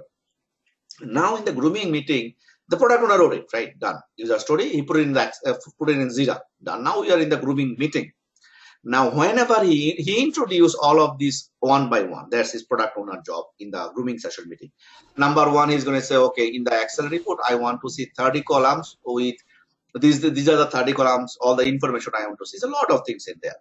Now, the solution architect or data architect, BI architect, data warehouse architect, who will really implement it, who will design it, who will do it, developer, who will really write the code, right? They are saying, okay, that's fine, we can do that, but it's going to take, as of now, I can see it's going to take 2 to 3 months. So if it takes 2 to 3 months, how we are to do in one sprint? In one sprint, we're supposed to finish whatever the story we pick. We're supposed to finish it, right? We cannot leave it for the next sprint, right? That's the purpose, right? Remember, guys, we have to take a story requirement 1, 2, 3, whatever, and we have to finish it. If we can finish 5, we take 5. If we can finish 2, we take 2. We don't take more than that, right? We remember that? Yes. Yeah. Okay. So now we have a story there. The product owner is introducing that we have a story, and then okay, whatever the story, we have to do it. But the team, the delivery team, like developer, tester is saying, oh, it's going to take at least 1 month for me to test. Developer is saying, oh, it's going to take 1 or 2, 6 weeks for me to develop. They're saying now our sprint is 3 weeks. So how are we going to finish? How are we going to finish in one sprint? We cannot finish it. So what do we do? We are stuck. What do we do? So we break down that user story to smaller pieces. Okay, so we break down to smaller pieces. You will basically refine it, right? Refine it. Yeah. We break it down. Now we're going to tell the product owner, okay, that's fine, but can you please break it down? Let's say you want 30 column. Now, can you please break it down to 10 column each? I say, for the first user story report, I want to see an Excel report with this column. And then second one, user story 2, put like with this column. And then third with this column. So it's smaller piece. Now we can finish it in one sprint for each. So I have a user story. I just break it down. Okay. So then it can fit in one sprint. So grooming meeting is the main thing is for the product owner to introduce the user story to the team and discussion. Can we do it in one sprint? Or even it is possible to do it. That's the first thing. Second thing is break it down, to fit in the thing. Understand it. And then another thing is important also to prioritize. Let's say the product owner, he just wrote it down, right? Whatever he thinks is based on his knowledge, he thinks. Now he is saying, I want to see this report in Excel. He put in number 1. Now number 3, he put create a database for this report. But without creating a database, how can you create a report? So that shouldn't be the first one.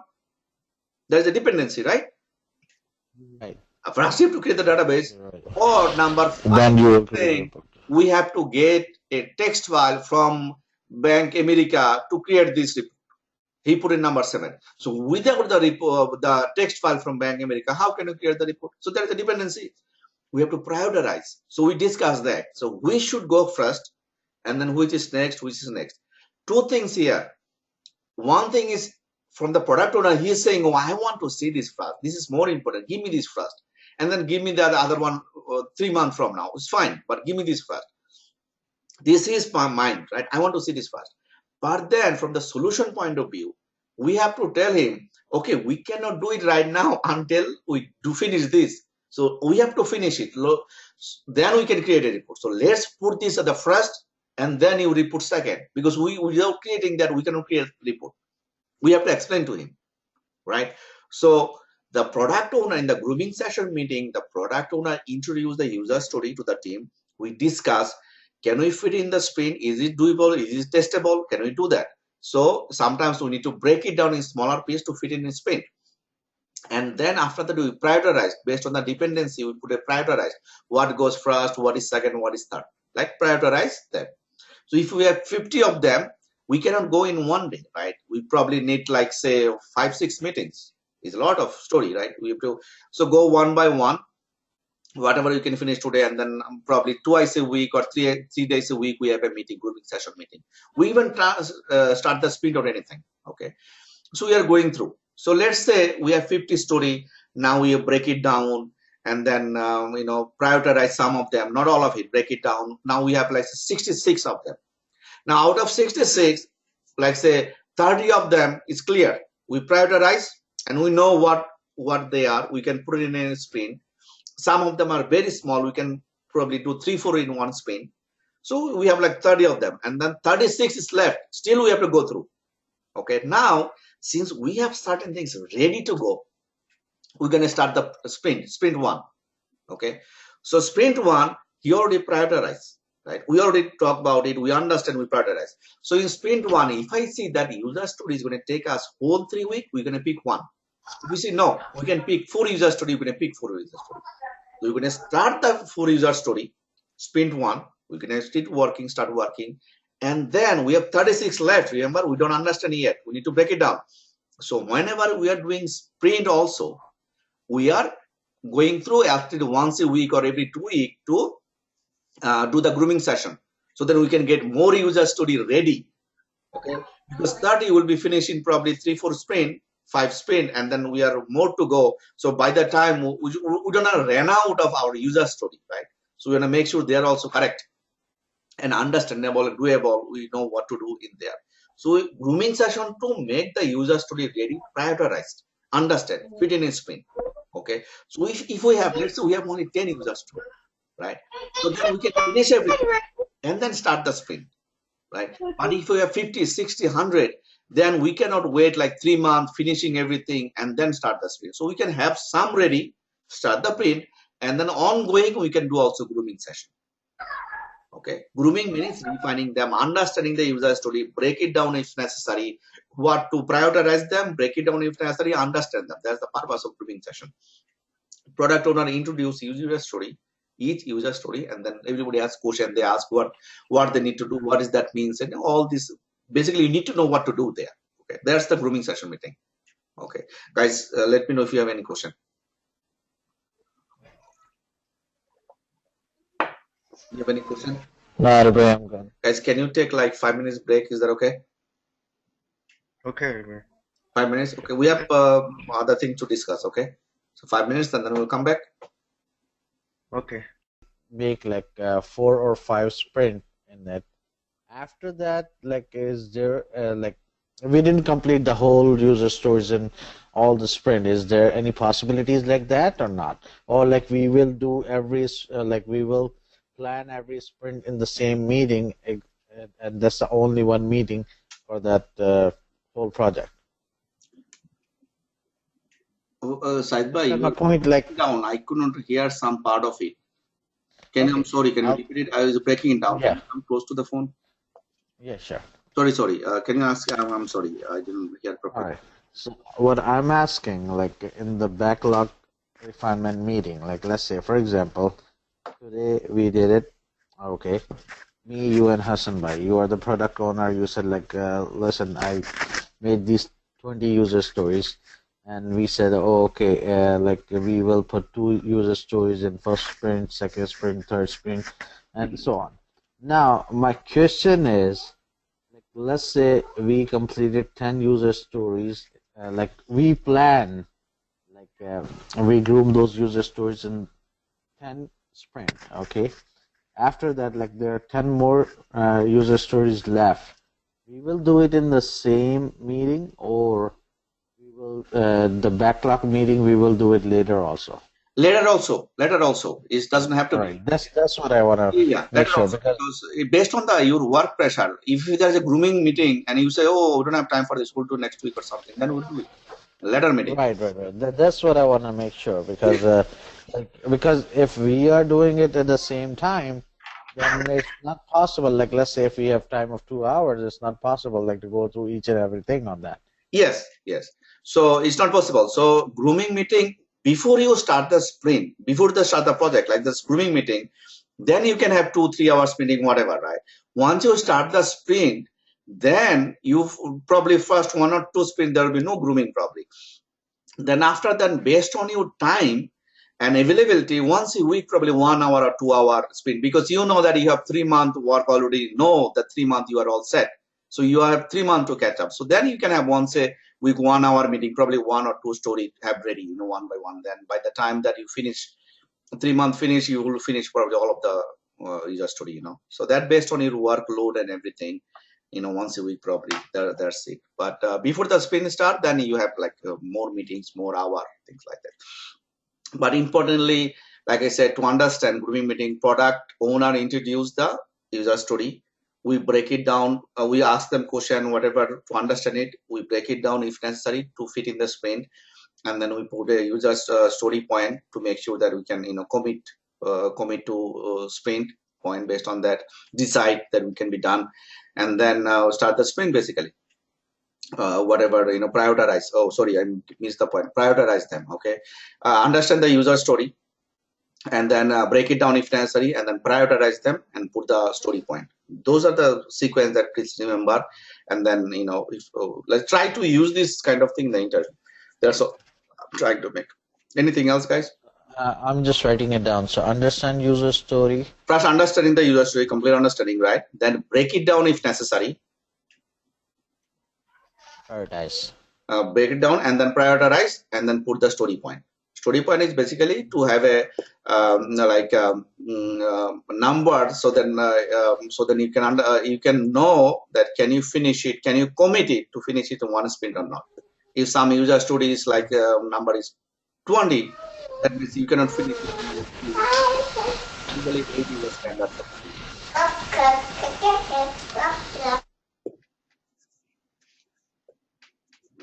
How is your daughter side, bhai? So she's good, but like like nighttime. Doesn't sleep right time, right? Yeah. Arif bhai? Yeah. I just wanted to have a little more better understanding from, I'm going to say it and you say if I have clear understanding about the user story or not. Okay. So I'm making a credit card payment. Let's say I have Bank of America credit card. Okay. And I want to make a payment. So I go to Bank of America website and I log into their website, username, password. I enter all my information, name, then card type, then enter card and everything, and then I click submit. And if it is processed or not, so the whole thing should be one user story, right? See, whole thing is user story. It could be, but remember we put epic theme story. Remember. Now, what is an epic? What is a story? What is a theme? Right. See, anything that cannot be done in a one sprint is basically considered as a epic. Based on the story point, let's say some story point is 55, 85, 89. I mean, right? Fibonacci number. That means these are really big that it does not fit in one sprint, not even 2 sprint, not even a 3 sprint, right? So based on that, you can decide is a story or epic. Okay, so that whatever you just said, it can be a story. It can be a story. Story and epic. The difference is we get story from theme, right? Theme we get from epic. Remember, epic, theme, story, right? So the difference from the technical point of view, the difference is basically, can we finish it in one sprint? Yes, is a story. Can we finish it in can we finish it in one sprint? No, it is an epic. It could be a theme also. Epic is like a very high level, right? The covers a lot of things. From theme, from epic we get theme, right? Multiple theme. One epic has multiple theme, and one theme has multiple story. This is how it's break it down, right? So in one sprint we cannot finish it. That means it's a theme. Or actually we don't call it theme at work for some reason. I don't know why they call it epic. They skip the theme part, but is epic. Okay, so epic or story. Make sense? What Let's say, yeah, let's say we are able to finish it. is So in this story? is this user story, right? Because I mean, I want to know the whole thing I did and I get end result, whether I was able to submit my payment or not.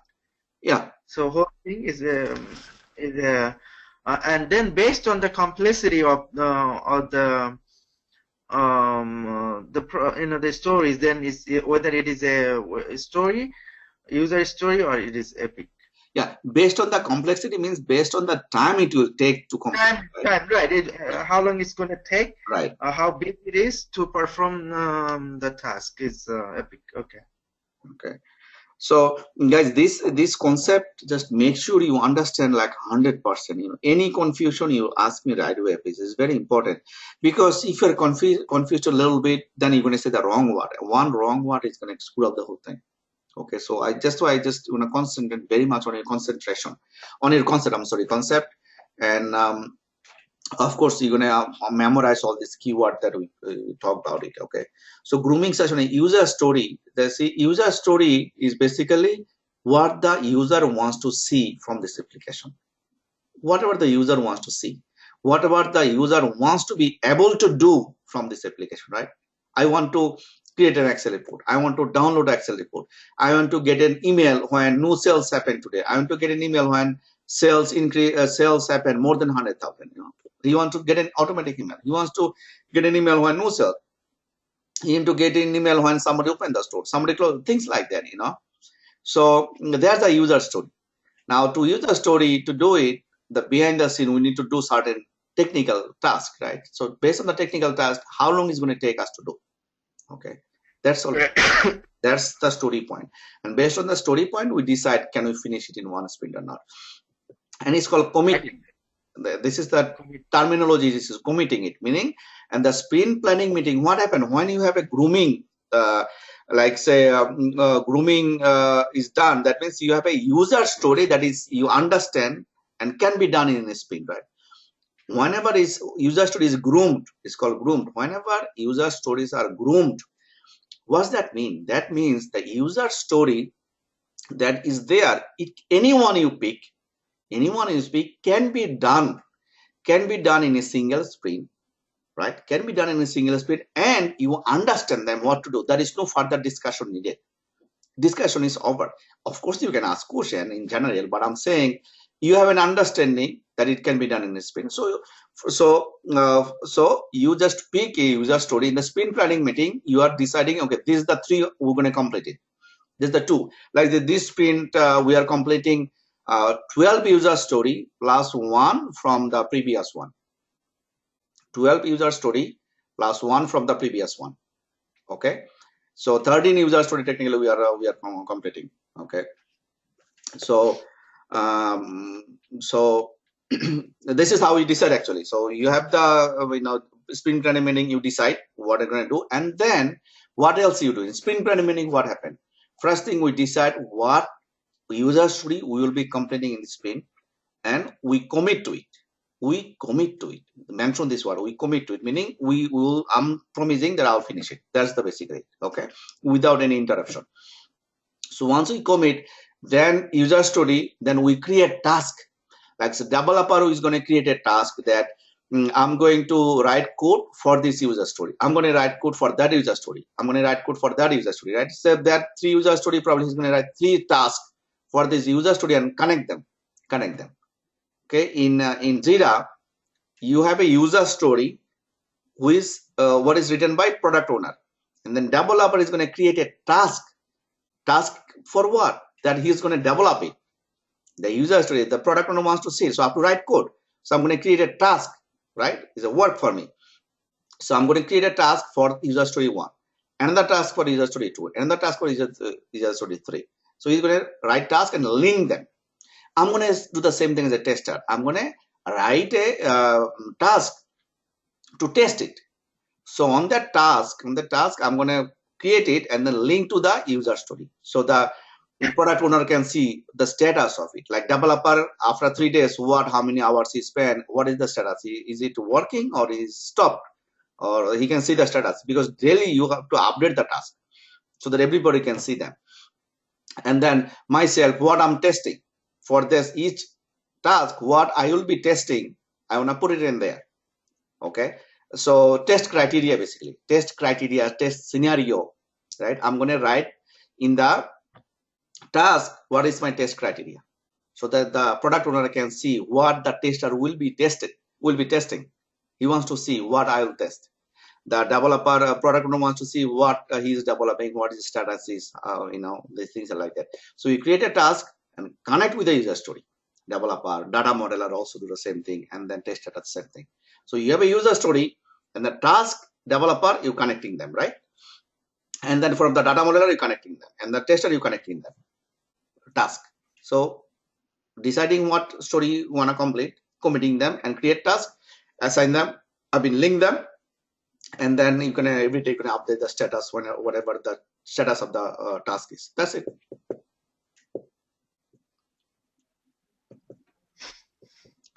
Anything else, guys? Any question? Any more thing?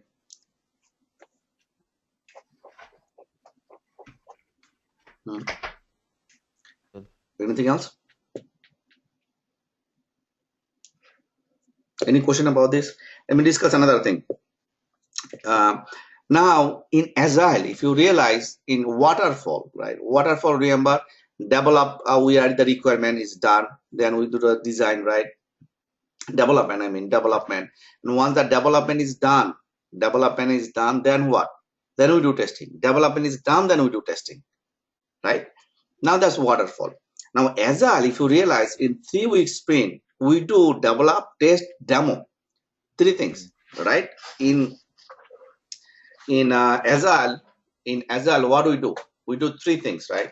First thing, we do dev, test, demo. There's the 3 things happen. Dev, test, demo. There's the 3 things in Agile, right? Developer developing it, you are testing it, and at the end of the sprint, you are demoing it. Deliverable product, right? Demo means it is working. Look, you can see that, right? That can be done. So now, see, in Agile, development is full completed. Everything is done. Then you test. No. What happened is, developer is doing something. Let's say in 15 days, right? 3 weeks sprint is 15 days. Every 2 days or 3 days, he's going to do a deployment, or once a week probably he's doing a deployment. Usually 2-3 days later, he's going to do a deploy to QA. So then there is a little part of it you can test, right? Little part of it you can test. This is one approach.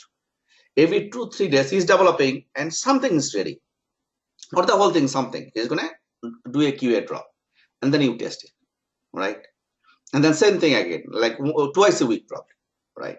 And then at the end of the sprint, before the end of the sprint, you take regression wise, see if everything's working, then you do it demo tomorrow, because you already tested it before. In the last, you were just testing it all over again in general to demo it tomorrow, regression. So now this is one thing, but you don't wait, like say 3 weeks sprint. Now the developer is doing 2 weeks development. After 2 weeks, it's ready completely, and then 1 week you testing. It doesn't happen like that. Okay, because if the developer is doing 2 weeks development tasks, and then last week you are testing it, and then after testing you find some defect, then when are you going to fix it? Next sprint you have new task. Right? You don't have time for this. So how are you going to fix the defect? So that's why it is very importantly in the interview, mention it, or they ask you so that you know. Then dev, test, demo, or dev, test happens parallel. Not there's the 3 things we do. Dev, test, demo in sprint we do, but these 2 things happen in parallel. Dev and test. Like I said, developer, because we usually sit in one room, or every day we have a meeting, right? We know what he is doing. Every day, developer is saying what he's doing. What I am doing, everybody knows, right? So I know that what developer is doing. Based on that, whatever he is doing, I'm going to write my test script based on whatever he is doing. He is writing a functionality, a function, or let's say profile information. He's working on it. So I know what he's doing. So I'm going to write my test cases only for that. So after 2 days or 3 days, that piece is done. So he will do a QA drop, and then I test it. Because in that, whenever he is writing the code for this piece, I'm writing my script to test it. Once it is done, I test it. So it's done. And then he's now, every day, since we have a meeting, we know what he's doing. So based on that, what he's doing next, I know. So I'm writing my script to test it. Once it's finished, I'm going to test it. So every 2 or 3 days, he's doing, or every alternate day, or every day, sometimes even, based on the coding thing. So that's whatever he's doing, we are testing. Whatever he's doing, we are testing always. So before the end of the sprint, let's say tomorrow is the demo, today or maybe yesterday, finish everything. So tomorrow is the demo. So today I'm going to retest the whole thing. I already tested it, as you know, right? Every day I was testing, every alternate day. Now everything we're testing piece by piece, right? So today, and if I find an issue, I raise it right away. I test it today, I have an issue, I raise it right away. So then he can fix it, right? He's fixing it and then moving in the next one, fixing it, moving with the next one. So tomorrow is the demo. Today, I'm going to test everything, right? I'm going to test everything. If I find an issue, I'll raise an issue right away. He can fix it today or first thing tomorrow, and then I can quickly test it because I'm not testing the whole thing. I'm testing one small piece, right? Remember, piece by piece, piece by piece. Just because of the demo tomorrow, I'm doing a whole regression today at the end of the day or first thing tomorrow to make sure everything is working fine. Now, at this point, if we have any existing issue, we can tell them, okay, this is the existing issue. We know we're going to fix it on next sprint.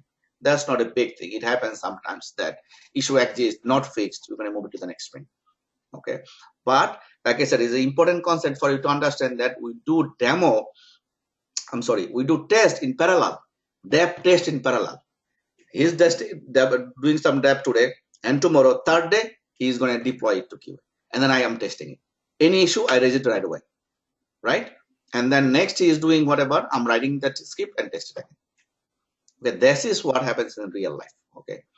Just for you to know, whenever you talk in that table, make sure this is what you explain, how this thing works. Now, if we cannot finish it, we move it to the next sprint. If we have an existing defect, cannot finish it, we move to the next sprint. It happens. Okay, so that's pretty normal. It's nothing that it is solid, Any other question, guys? So Aripai, in a sprint, let's say you have 2 weeks sprint, yeah, and you were ahead of your schedule. You finished your testing, let's say 1 day before, and as a tester in interview question, what are you going to do? You're going to sit around or? No, you don't sit around. What you do is basically you don't tell them. You never sit around. First of all, nobody knows even you finish it. That's the first thing. Nobody knows that you finish it. I'm just saying in general. Right, in general. If they if they ask you, that's I know, what I mean. But I'm just saying the first thing, whenever you will be working, nobody knows that you finish. But if I finish, let's say if I finish, then you can tell them that for the next sprint, we have a kind of idea what we'll be doing. We have an idea what will be next sprint, so I can easily pick some of the tasks and start writing the test script on that one, because I already know I already know the user story. I already know what I need to test. I already have the test criteria set up. I can start working on that because we have a prioritized, but the grooming is prioritized. So we know, we don't know 100%, but we have an idea what will be tested, what will be doing next sprint. So from that one, I just pick user story, start writing my task, things like that. I can start working on. Okay. These are the thing you say. Okay, they ask you that because they want to say there's the concept of it. They want to know, because grooming is you have a refinement meeting. One is groomed. User story is groomed. That means the sequence. The prioritize. So if we finish and sprint this one number 9, that means 10 will be next one now. So I mean, it may not be next one, but if you know what to test, you can start writing your task. You can start writing your scenario in the task. You can create the task and writing the scenario, so then you are ahead of the game. You can do that. Arif bhai, so what takes first, grooming meeting or the sprint planning meeting? Grooming is always first. Now, grooming is always first because grooming is give you the list of the stories that needs to be done prioritized wise. Right. Planning meaning you have something set up. You just pick from here what are you going to do in this sprint. You have, let's say, 30 user story. You have planned 1, 2, 3, 4, 5, 6, right? 30 of them. It's ready. So how many are you going to pick? You're going to pick 2 or 5 or 3 or 1. That you decide in the sprint planning. And then write the task, link them, and write your scenario in there. Test scenario. So grooming is first. So, now here is the thing. Like I said, as I was asking before, if you have 100 user story, 20 of them are groomed, means ready. 80 is not them ready yet. So you're gonna continue have a grooming meeting during the sprint, right? Right. So at that time, the sprint planning meeting will be once a week, right? So grooming could be after a sprint planning meeting. But the starting point of view, grooming is always first. Then once you start the sprint, then sprint planning meeting once in a sprint, and then in the meantime you will have multiple grooming session could be. Makes sense, guys? This is very conceptually thing that you ask me, so I want you to understand it. What are you asking? Okay, do you understand this? Like, so this is what happens, right? You can see my screen. First is groomed, right? That is done, right? Let's say out of 100 stories, what is 20 of them are groomed. 20 of them groomed, right? Now, if you realize, now is sprint 1, right? Sprint 1, right? Sprint 1, you pick what? Like say you pick 2 stories, right? You pick 2 stories, right? So out of this 20, you have 18 left, right? Now see, out of 100, 20 is groomed, ready. 80 is left. You have to still groom. So now sprint 1 is started already. This is started. So now let's say started. Now here you can have a groom meeting. Okay, probably let's say Friday.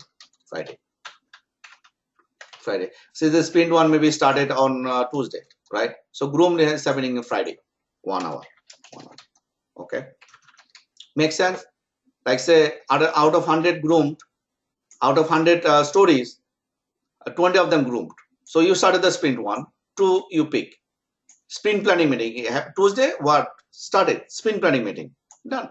Now, Tuesday you started, you have 2 weeks, 3 weeks to go, right? 3 weeks. Now, say Tuesday you started, so Friday, you can have 1 hour groom meeting. To finish this rest, you have 80 now, right? You have 80 left, right? You have 80 left. You have to 80 left to groom, right? You have to groom, right? 80 of them. So from in this groom meeting, you're going to do 80. You're going to keep doing it one by one, right? Make sense? Okay. No, you understand? It's conceptual thing. You need to understand this. So the spring meeting you're going to have almost every week? Spring planning meeting? No, why are you going to have every week spring planning meeting? I think that's what you said.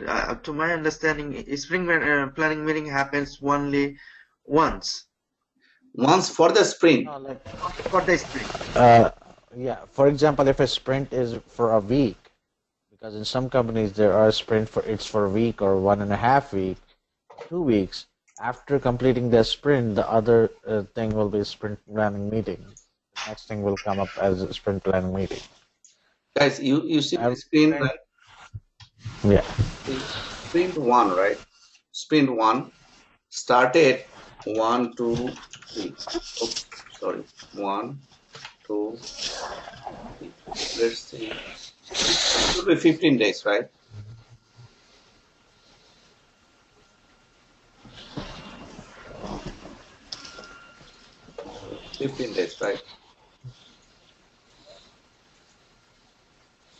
It is a 15 days, right? As you can see, 15 days. Let's say 15 days, 3 weeks, right? 15 days. Sprint 1. Okay.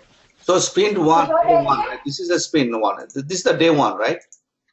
Day 1. Day, right? This is day, right? It's all day 1, day 2, day 3, right? Right? Day 1, is it clear? Day 1, day 2, day 3, day 4, right? All of them. Okay? Clear?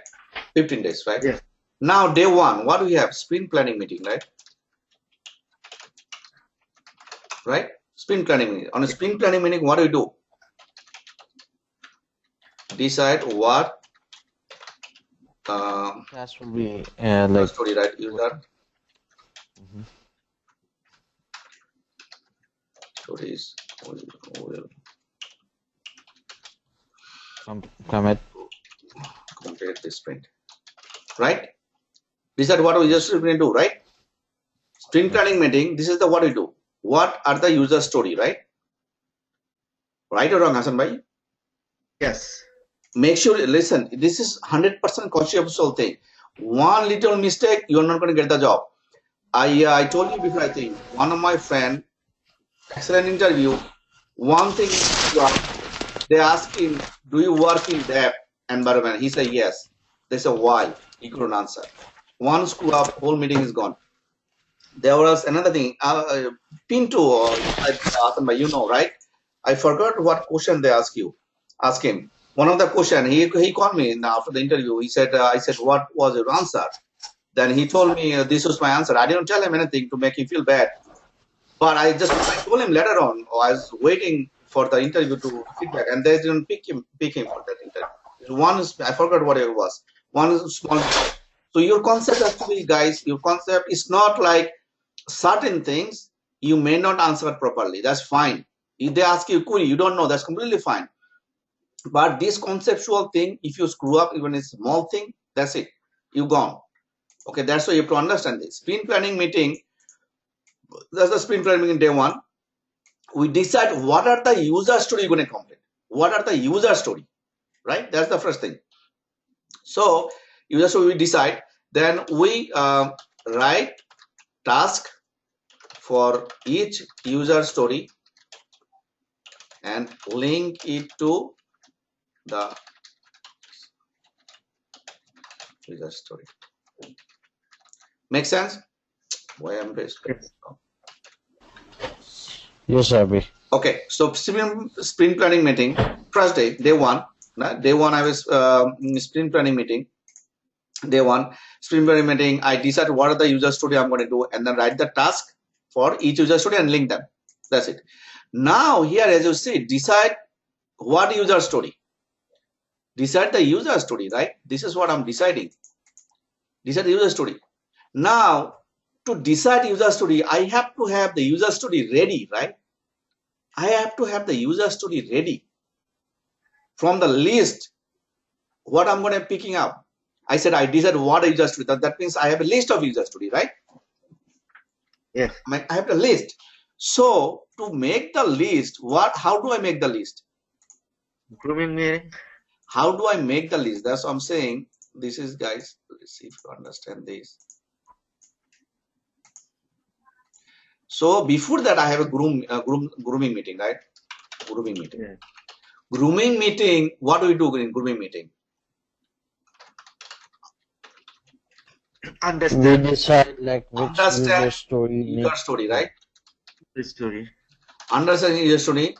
Break it down if necessary. Break it down if necessary.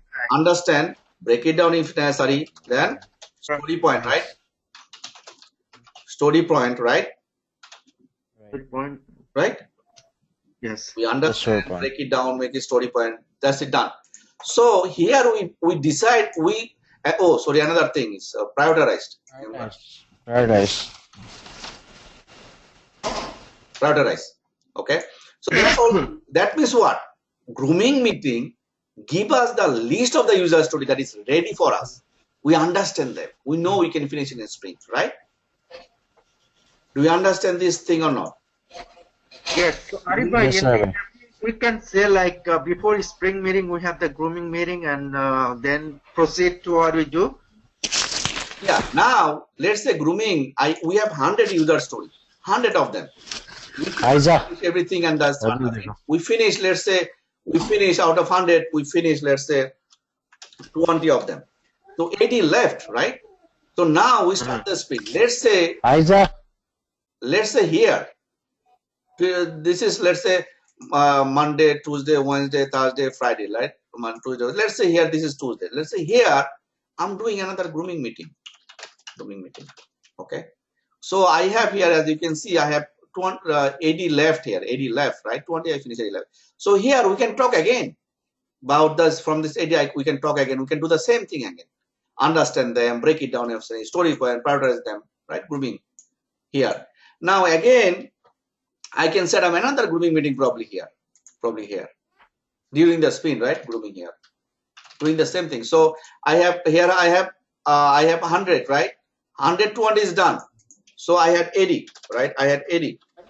80. Now I finished, let's say I finished 10. So I have 70. And then I had finished another 5. I have 65. Let's say here I have finished 10, here I finished 5, right? So during the sprint, I can have grooming session once in a week, probably 1 hour or 2 hours, based on our workload and everything, to finish the rest of the user story. Once the user story is all done, we don't need any grooming. What is the purpose of grooming? You have to understand this very conceptual. What is the purpose? You have a user story. You need to understand them, understand what to do there, and then you have to finish in one sprint. So to finish in one sprint, you have to make sure that you can finish this task in one sprint. If you finish it, fine. If you cannot, break it down, make it smaller piece. Tell the product owner, oh, it's too big, make it smaller. He's going to make it smaller. And then once it's done, he's going to prioritize them. You don't do it. Product owner does. He's going to put it, prioritize meaning what? Do this one first, then do this one. Number 1, 2, 3, 4, 5, right? That's all is it. So grooming, once all of them are done, then you don't need any grooming. But to start the sprint, you need the grooming to have a user story ready. Grooming, that's the purpose of grooming, right? User story ready, understandable, right? Do you understand it now? Yes, sir. Anything else? Any question, guys? Anything else? Guys, simple thing I'll show you probably next class. It's nothing. It's very simple thing. It's not going to talk. I just wanted to. Oh, guys, another thing. Make sure you put your resume pretty soon. Today, tomorrow. Today would be the good timing. The resume, and then you can call me every single day. Doesn't have. If I'm at work, it's completely fine. Just text me or call me. Text me. I'll call you. So anytime you have a question, anytime, don't worry about it. I'm at work or I'm in a meeting or something like that. You just send me a message. I'll call you back as soon as I'm free. It's very important for you to talk to me. Okay. All right. So call me anytime. So try to put the resume by today, and then like I said, any question you have, any question today when you go to the resume again, please call me right away. Arifai, DICE is to you search for a job and apply with DICE. It's like Indeed, right? DICE is not like a monster. You can put your resume up there. No, DICE you can put your resume. DICE you can put your resume, and DICE is the best one for IT job. DICE is very good, one of the best ones. So you put it in DICE, you put it in Monostar and Career Builder, 3 of them. Okay, all 3. Said, you can put the resume today, right? Yeah, I will go through with it today, and you always can update. Said, what happens is you always can have, like if you have a wording issue or left and right a small issue, you always can, like every day, a couple times or every night. Actually, I would suggest you to put your change your resume every day. Like say Sunday, Monday, Tuesday until Thursday night. You change every day resume, and then Sunday night, like Sunday to Thursday night. Every night you change your resume, update it, like delete it and update it, delete it, update it every day. Okay. And no, I'm saying you can put the resume and then you can update it always. Like you can go through this wording could be an issue, or you don't understand, or you think you need to delete it. And every time there is a change you made, make sure you put a version number so that you know. It's very important, because down the road, that sometimes the company will ask you, can you modify your resume? You can modify the resume based on for that company only, not for in general. So that you have to save as a only for that company. Let's say side by version 3 _ time owner cable, because time owner you are sending them to time owner cable company always save a copy for the company. This guys is very important. Whenever you send a resume to somebody, they ask you, you're emailing them. One thing they're getting it from that's one thing, but they want you to modify and you sending it to them through email. Make sure you save a copy with that specific name, not the recruiter name, the client name. Let's say you're sending a resume to Time Warner Cable. So you put like Time Warner side underscore version 3 underscore Time Warner Cable and save it in a different place so that you know whenever you have to go in an interview after 1 month, by the time probably you modify your original resume 20 times so that you don't know which one you send it to Time Warner Cable. So you have to have a copy of that specific. You understand what I'm trying to say, right? Right. Whenever you send to someone, make sure you have a copy under that name so that you know what you give them. Okay. So yeah, you can upload it. That's fine. But going alone, always. Last week I also changed my resume. There was some line I changed, and then I put it again. So this thing will always happen. So there will be never a single version of a resume that is 100% correct based on right now, because you'll be working or you'll gain more knowledge and you'll change word here and there. So you will always be changing my resume. That's the whole thing. So you can put it and then modify it later on. That's fine too. So Arif bhai, just 1 second. Let's say I'm gonna put on my resume and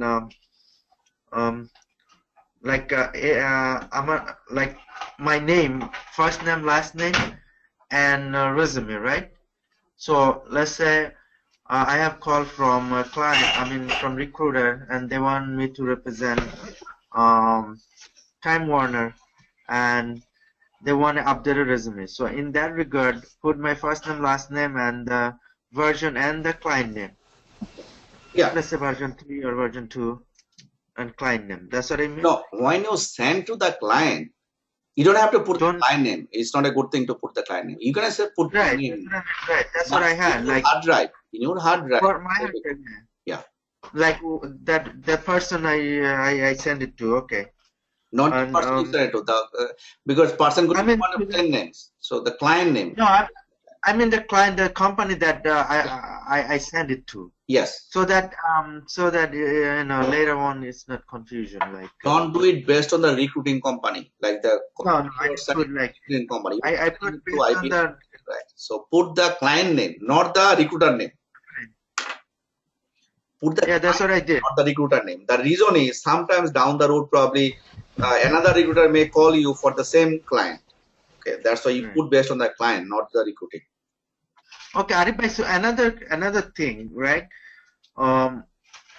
So you said, let's say I send the resume to a recruiter. They said they have a position with Subway, right? Yeah. In Milford, and I send it to them, the recruiter, and then I followed up with him. I call him, and like last time you said, what is going on? What is the status on it? So he said, like, okay, I submitted the resume to the client.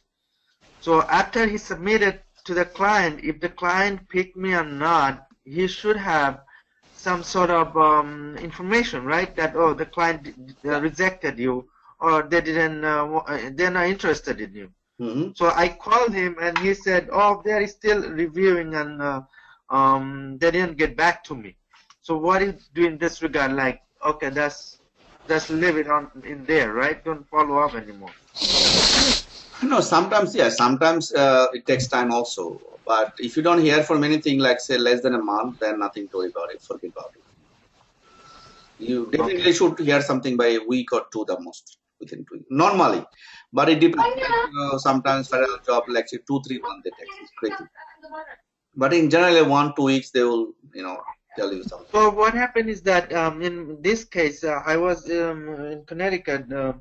So he was an Indian guy. He submitted my resume. Then 2-3 recruiting company, they called me, and they told me if I have heard anything back from them.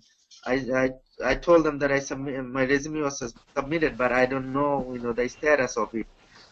So they're like, okay, I can check on that if what is the status. So actually somebody did, another recruiting company that did check on it, and then she told me that they talked to the hiring manager, and my resume was rejected by the hiring manager. This thing could happen. They could reject for variety of reasons. Nothing to worry about it. Just worry about whatever you hear back from them. Make sure, here's the thing, make sure you submit your resume. Change your resume every single night starting Sunday to Thursday. That's the most important. And then whoever they call you, don't answer them. Communicate to them right away, because here's the thing. For the same position, you're going to hear from multiple recruiters. Somebody may call you at 10 o'clock, somebody will call you 11 o'clock, somebody will call you 1 o'clock. So take 3-4 hours to answer them back, like commit, like RTR. So wait 3-4 hours and then ask them how much they are offering. Okay. So after, if somebody else call, then try to get more money from them. Okay. If they give you more money, then the previous one, throw it out, go with the new one. Okay. So don't, like, somebody call you, email you right now, and then in 2 minutes you say, okay, running the RTR, $20, $30, $40 done. No. Wait couple hours at least, 2-3 hours, I would say. Tell them, okay, I'm at work. I'll get back to you. Give me a little bit of time. Let me go through the job description. I'm at work. I'll have a meeting right now. So once I'm free, I'll check and I'll get back to you. Give me like couple hours. Okay. And then in the meantime, if you get some other call from for the same job, some other recruiter, then you talk to them. How much are you offering? And then whoever give you more, you go with them. Okay. That's the whole. Okay. But guys, one thing is very important. You can call me anytime during the day. You need to call me anytime. You just text me. If you don't want to call me, just text me. Arifai, can you please call me? If I'm in a meeting, I'll call you right after I finish the meeting to discuss whatever question you have. Okay, but you need to communicate with me. That's very important. For Arifai, for me, like ETL testing, I need to have little more like real life scenario, like testing wise some demo. Yeah, like we talk. You already had some demo little bit. Fact dimension table. Remember long time I gave you. You are understanding what it looks like, right? Yeah. How it looks like. You did actually real demo. That was a real project. The one that I gave you before, remember, it was a real thing. But that's fine. I'll talk probably not in Sunday. Probably I'll see to it separately. We'll talk to you. Just to show you. We can do it Saturday also. Why not Saturday? We can talk in Saturday also. I can show you. Okay. Okay, I'm gonna go over the resume today and. But put the resume up there and we'll talk. Okay, we're gonna do this demo on together. We'll do it together. Okay. Any more question, guys? The SQL loader thing I'll show you later next week. Okay, it's something very simple. Okay, nothing complicated. Be fine. All right, Arvi. Anything else, Aidwai? SQL what? Arifai, sorry. SQL what? No, SQL loader. That's also I wanted to show, but I'll show you later. It's nothing. Actually, I need to go through with all the stuff over there in the resume, and after that, I need to check it out. Yeah, Saidbhai, if Sunday you off today, right? So you can call me later on. If you have any question, call me. I'll call you back. Okay, I'm home. Sure, no problem. Okay. All right. Thank you. Okay. Bye-bye.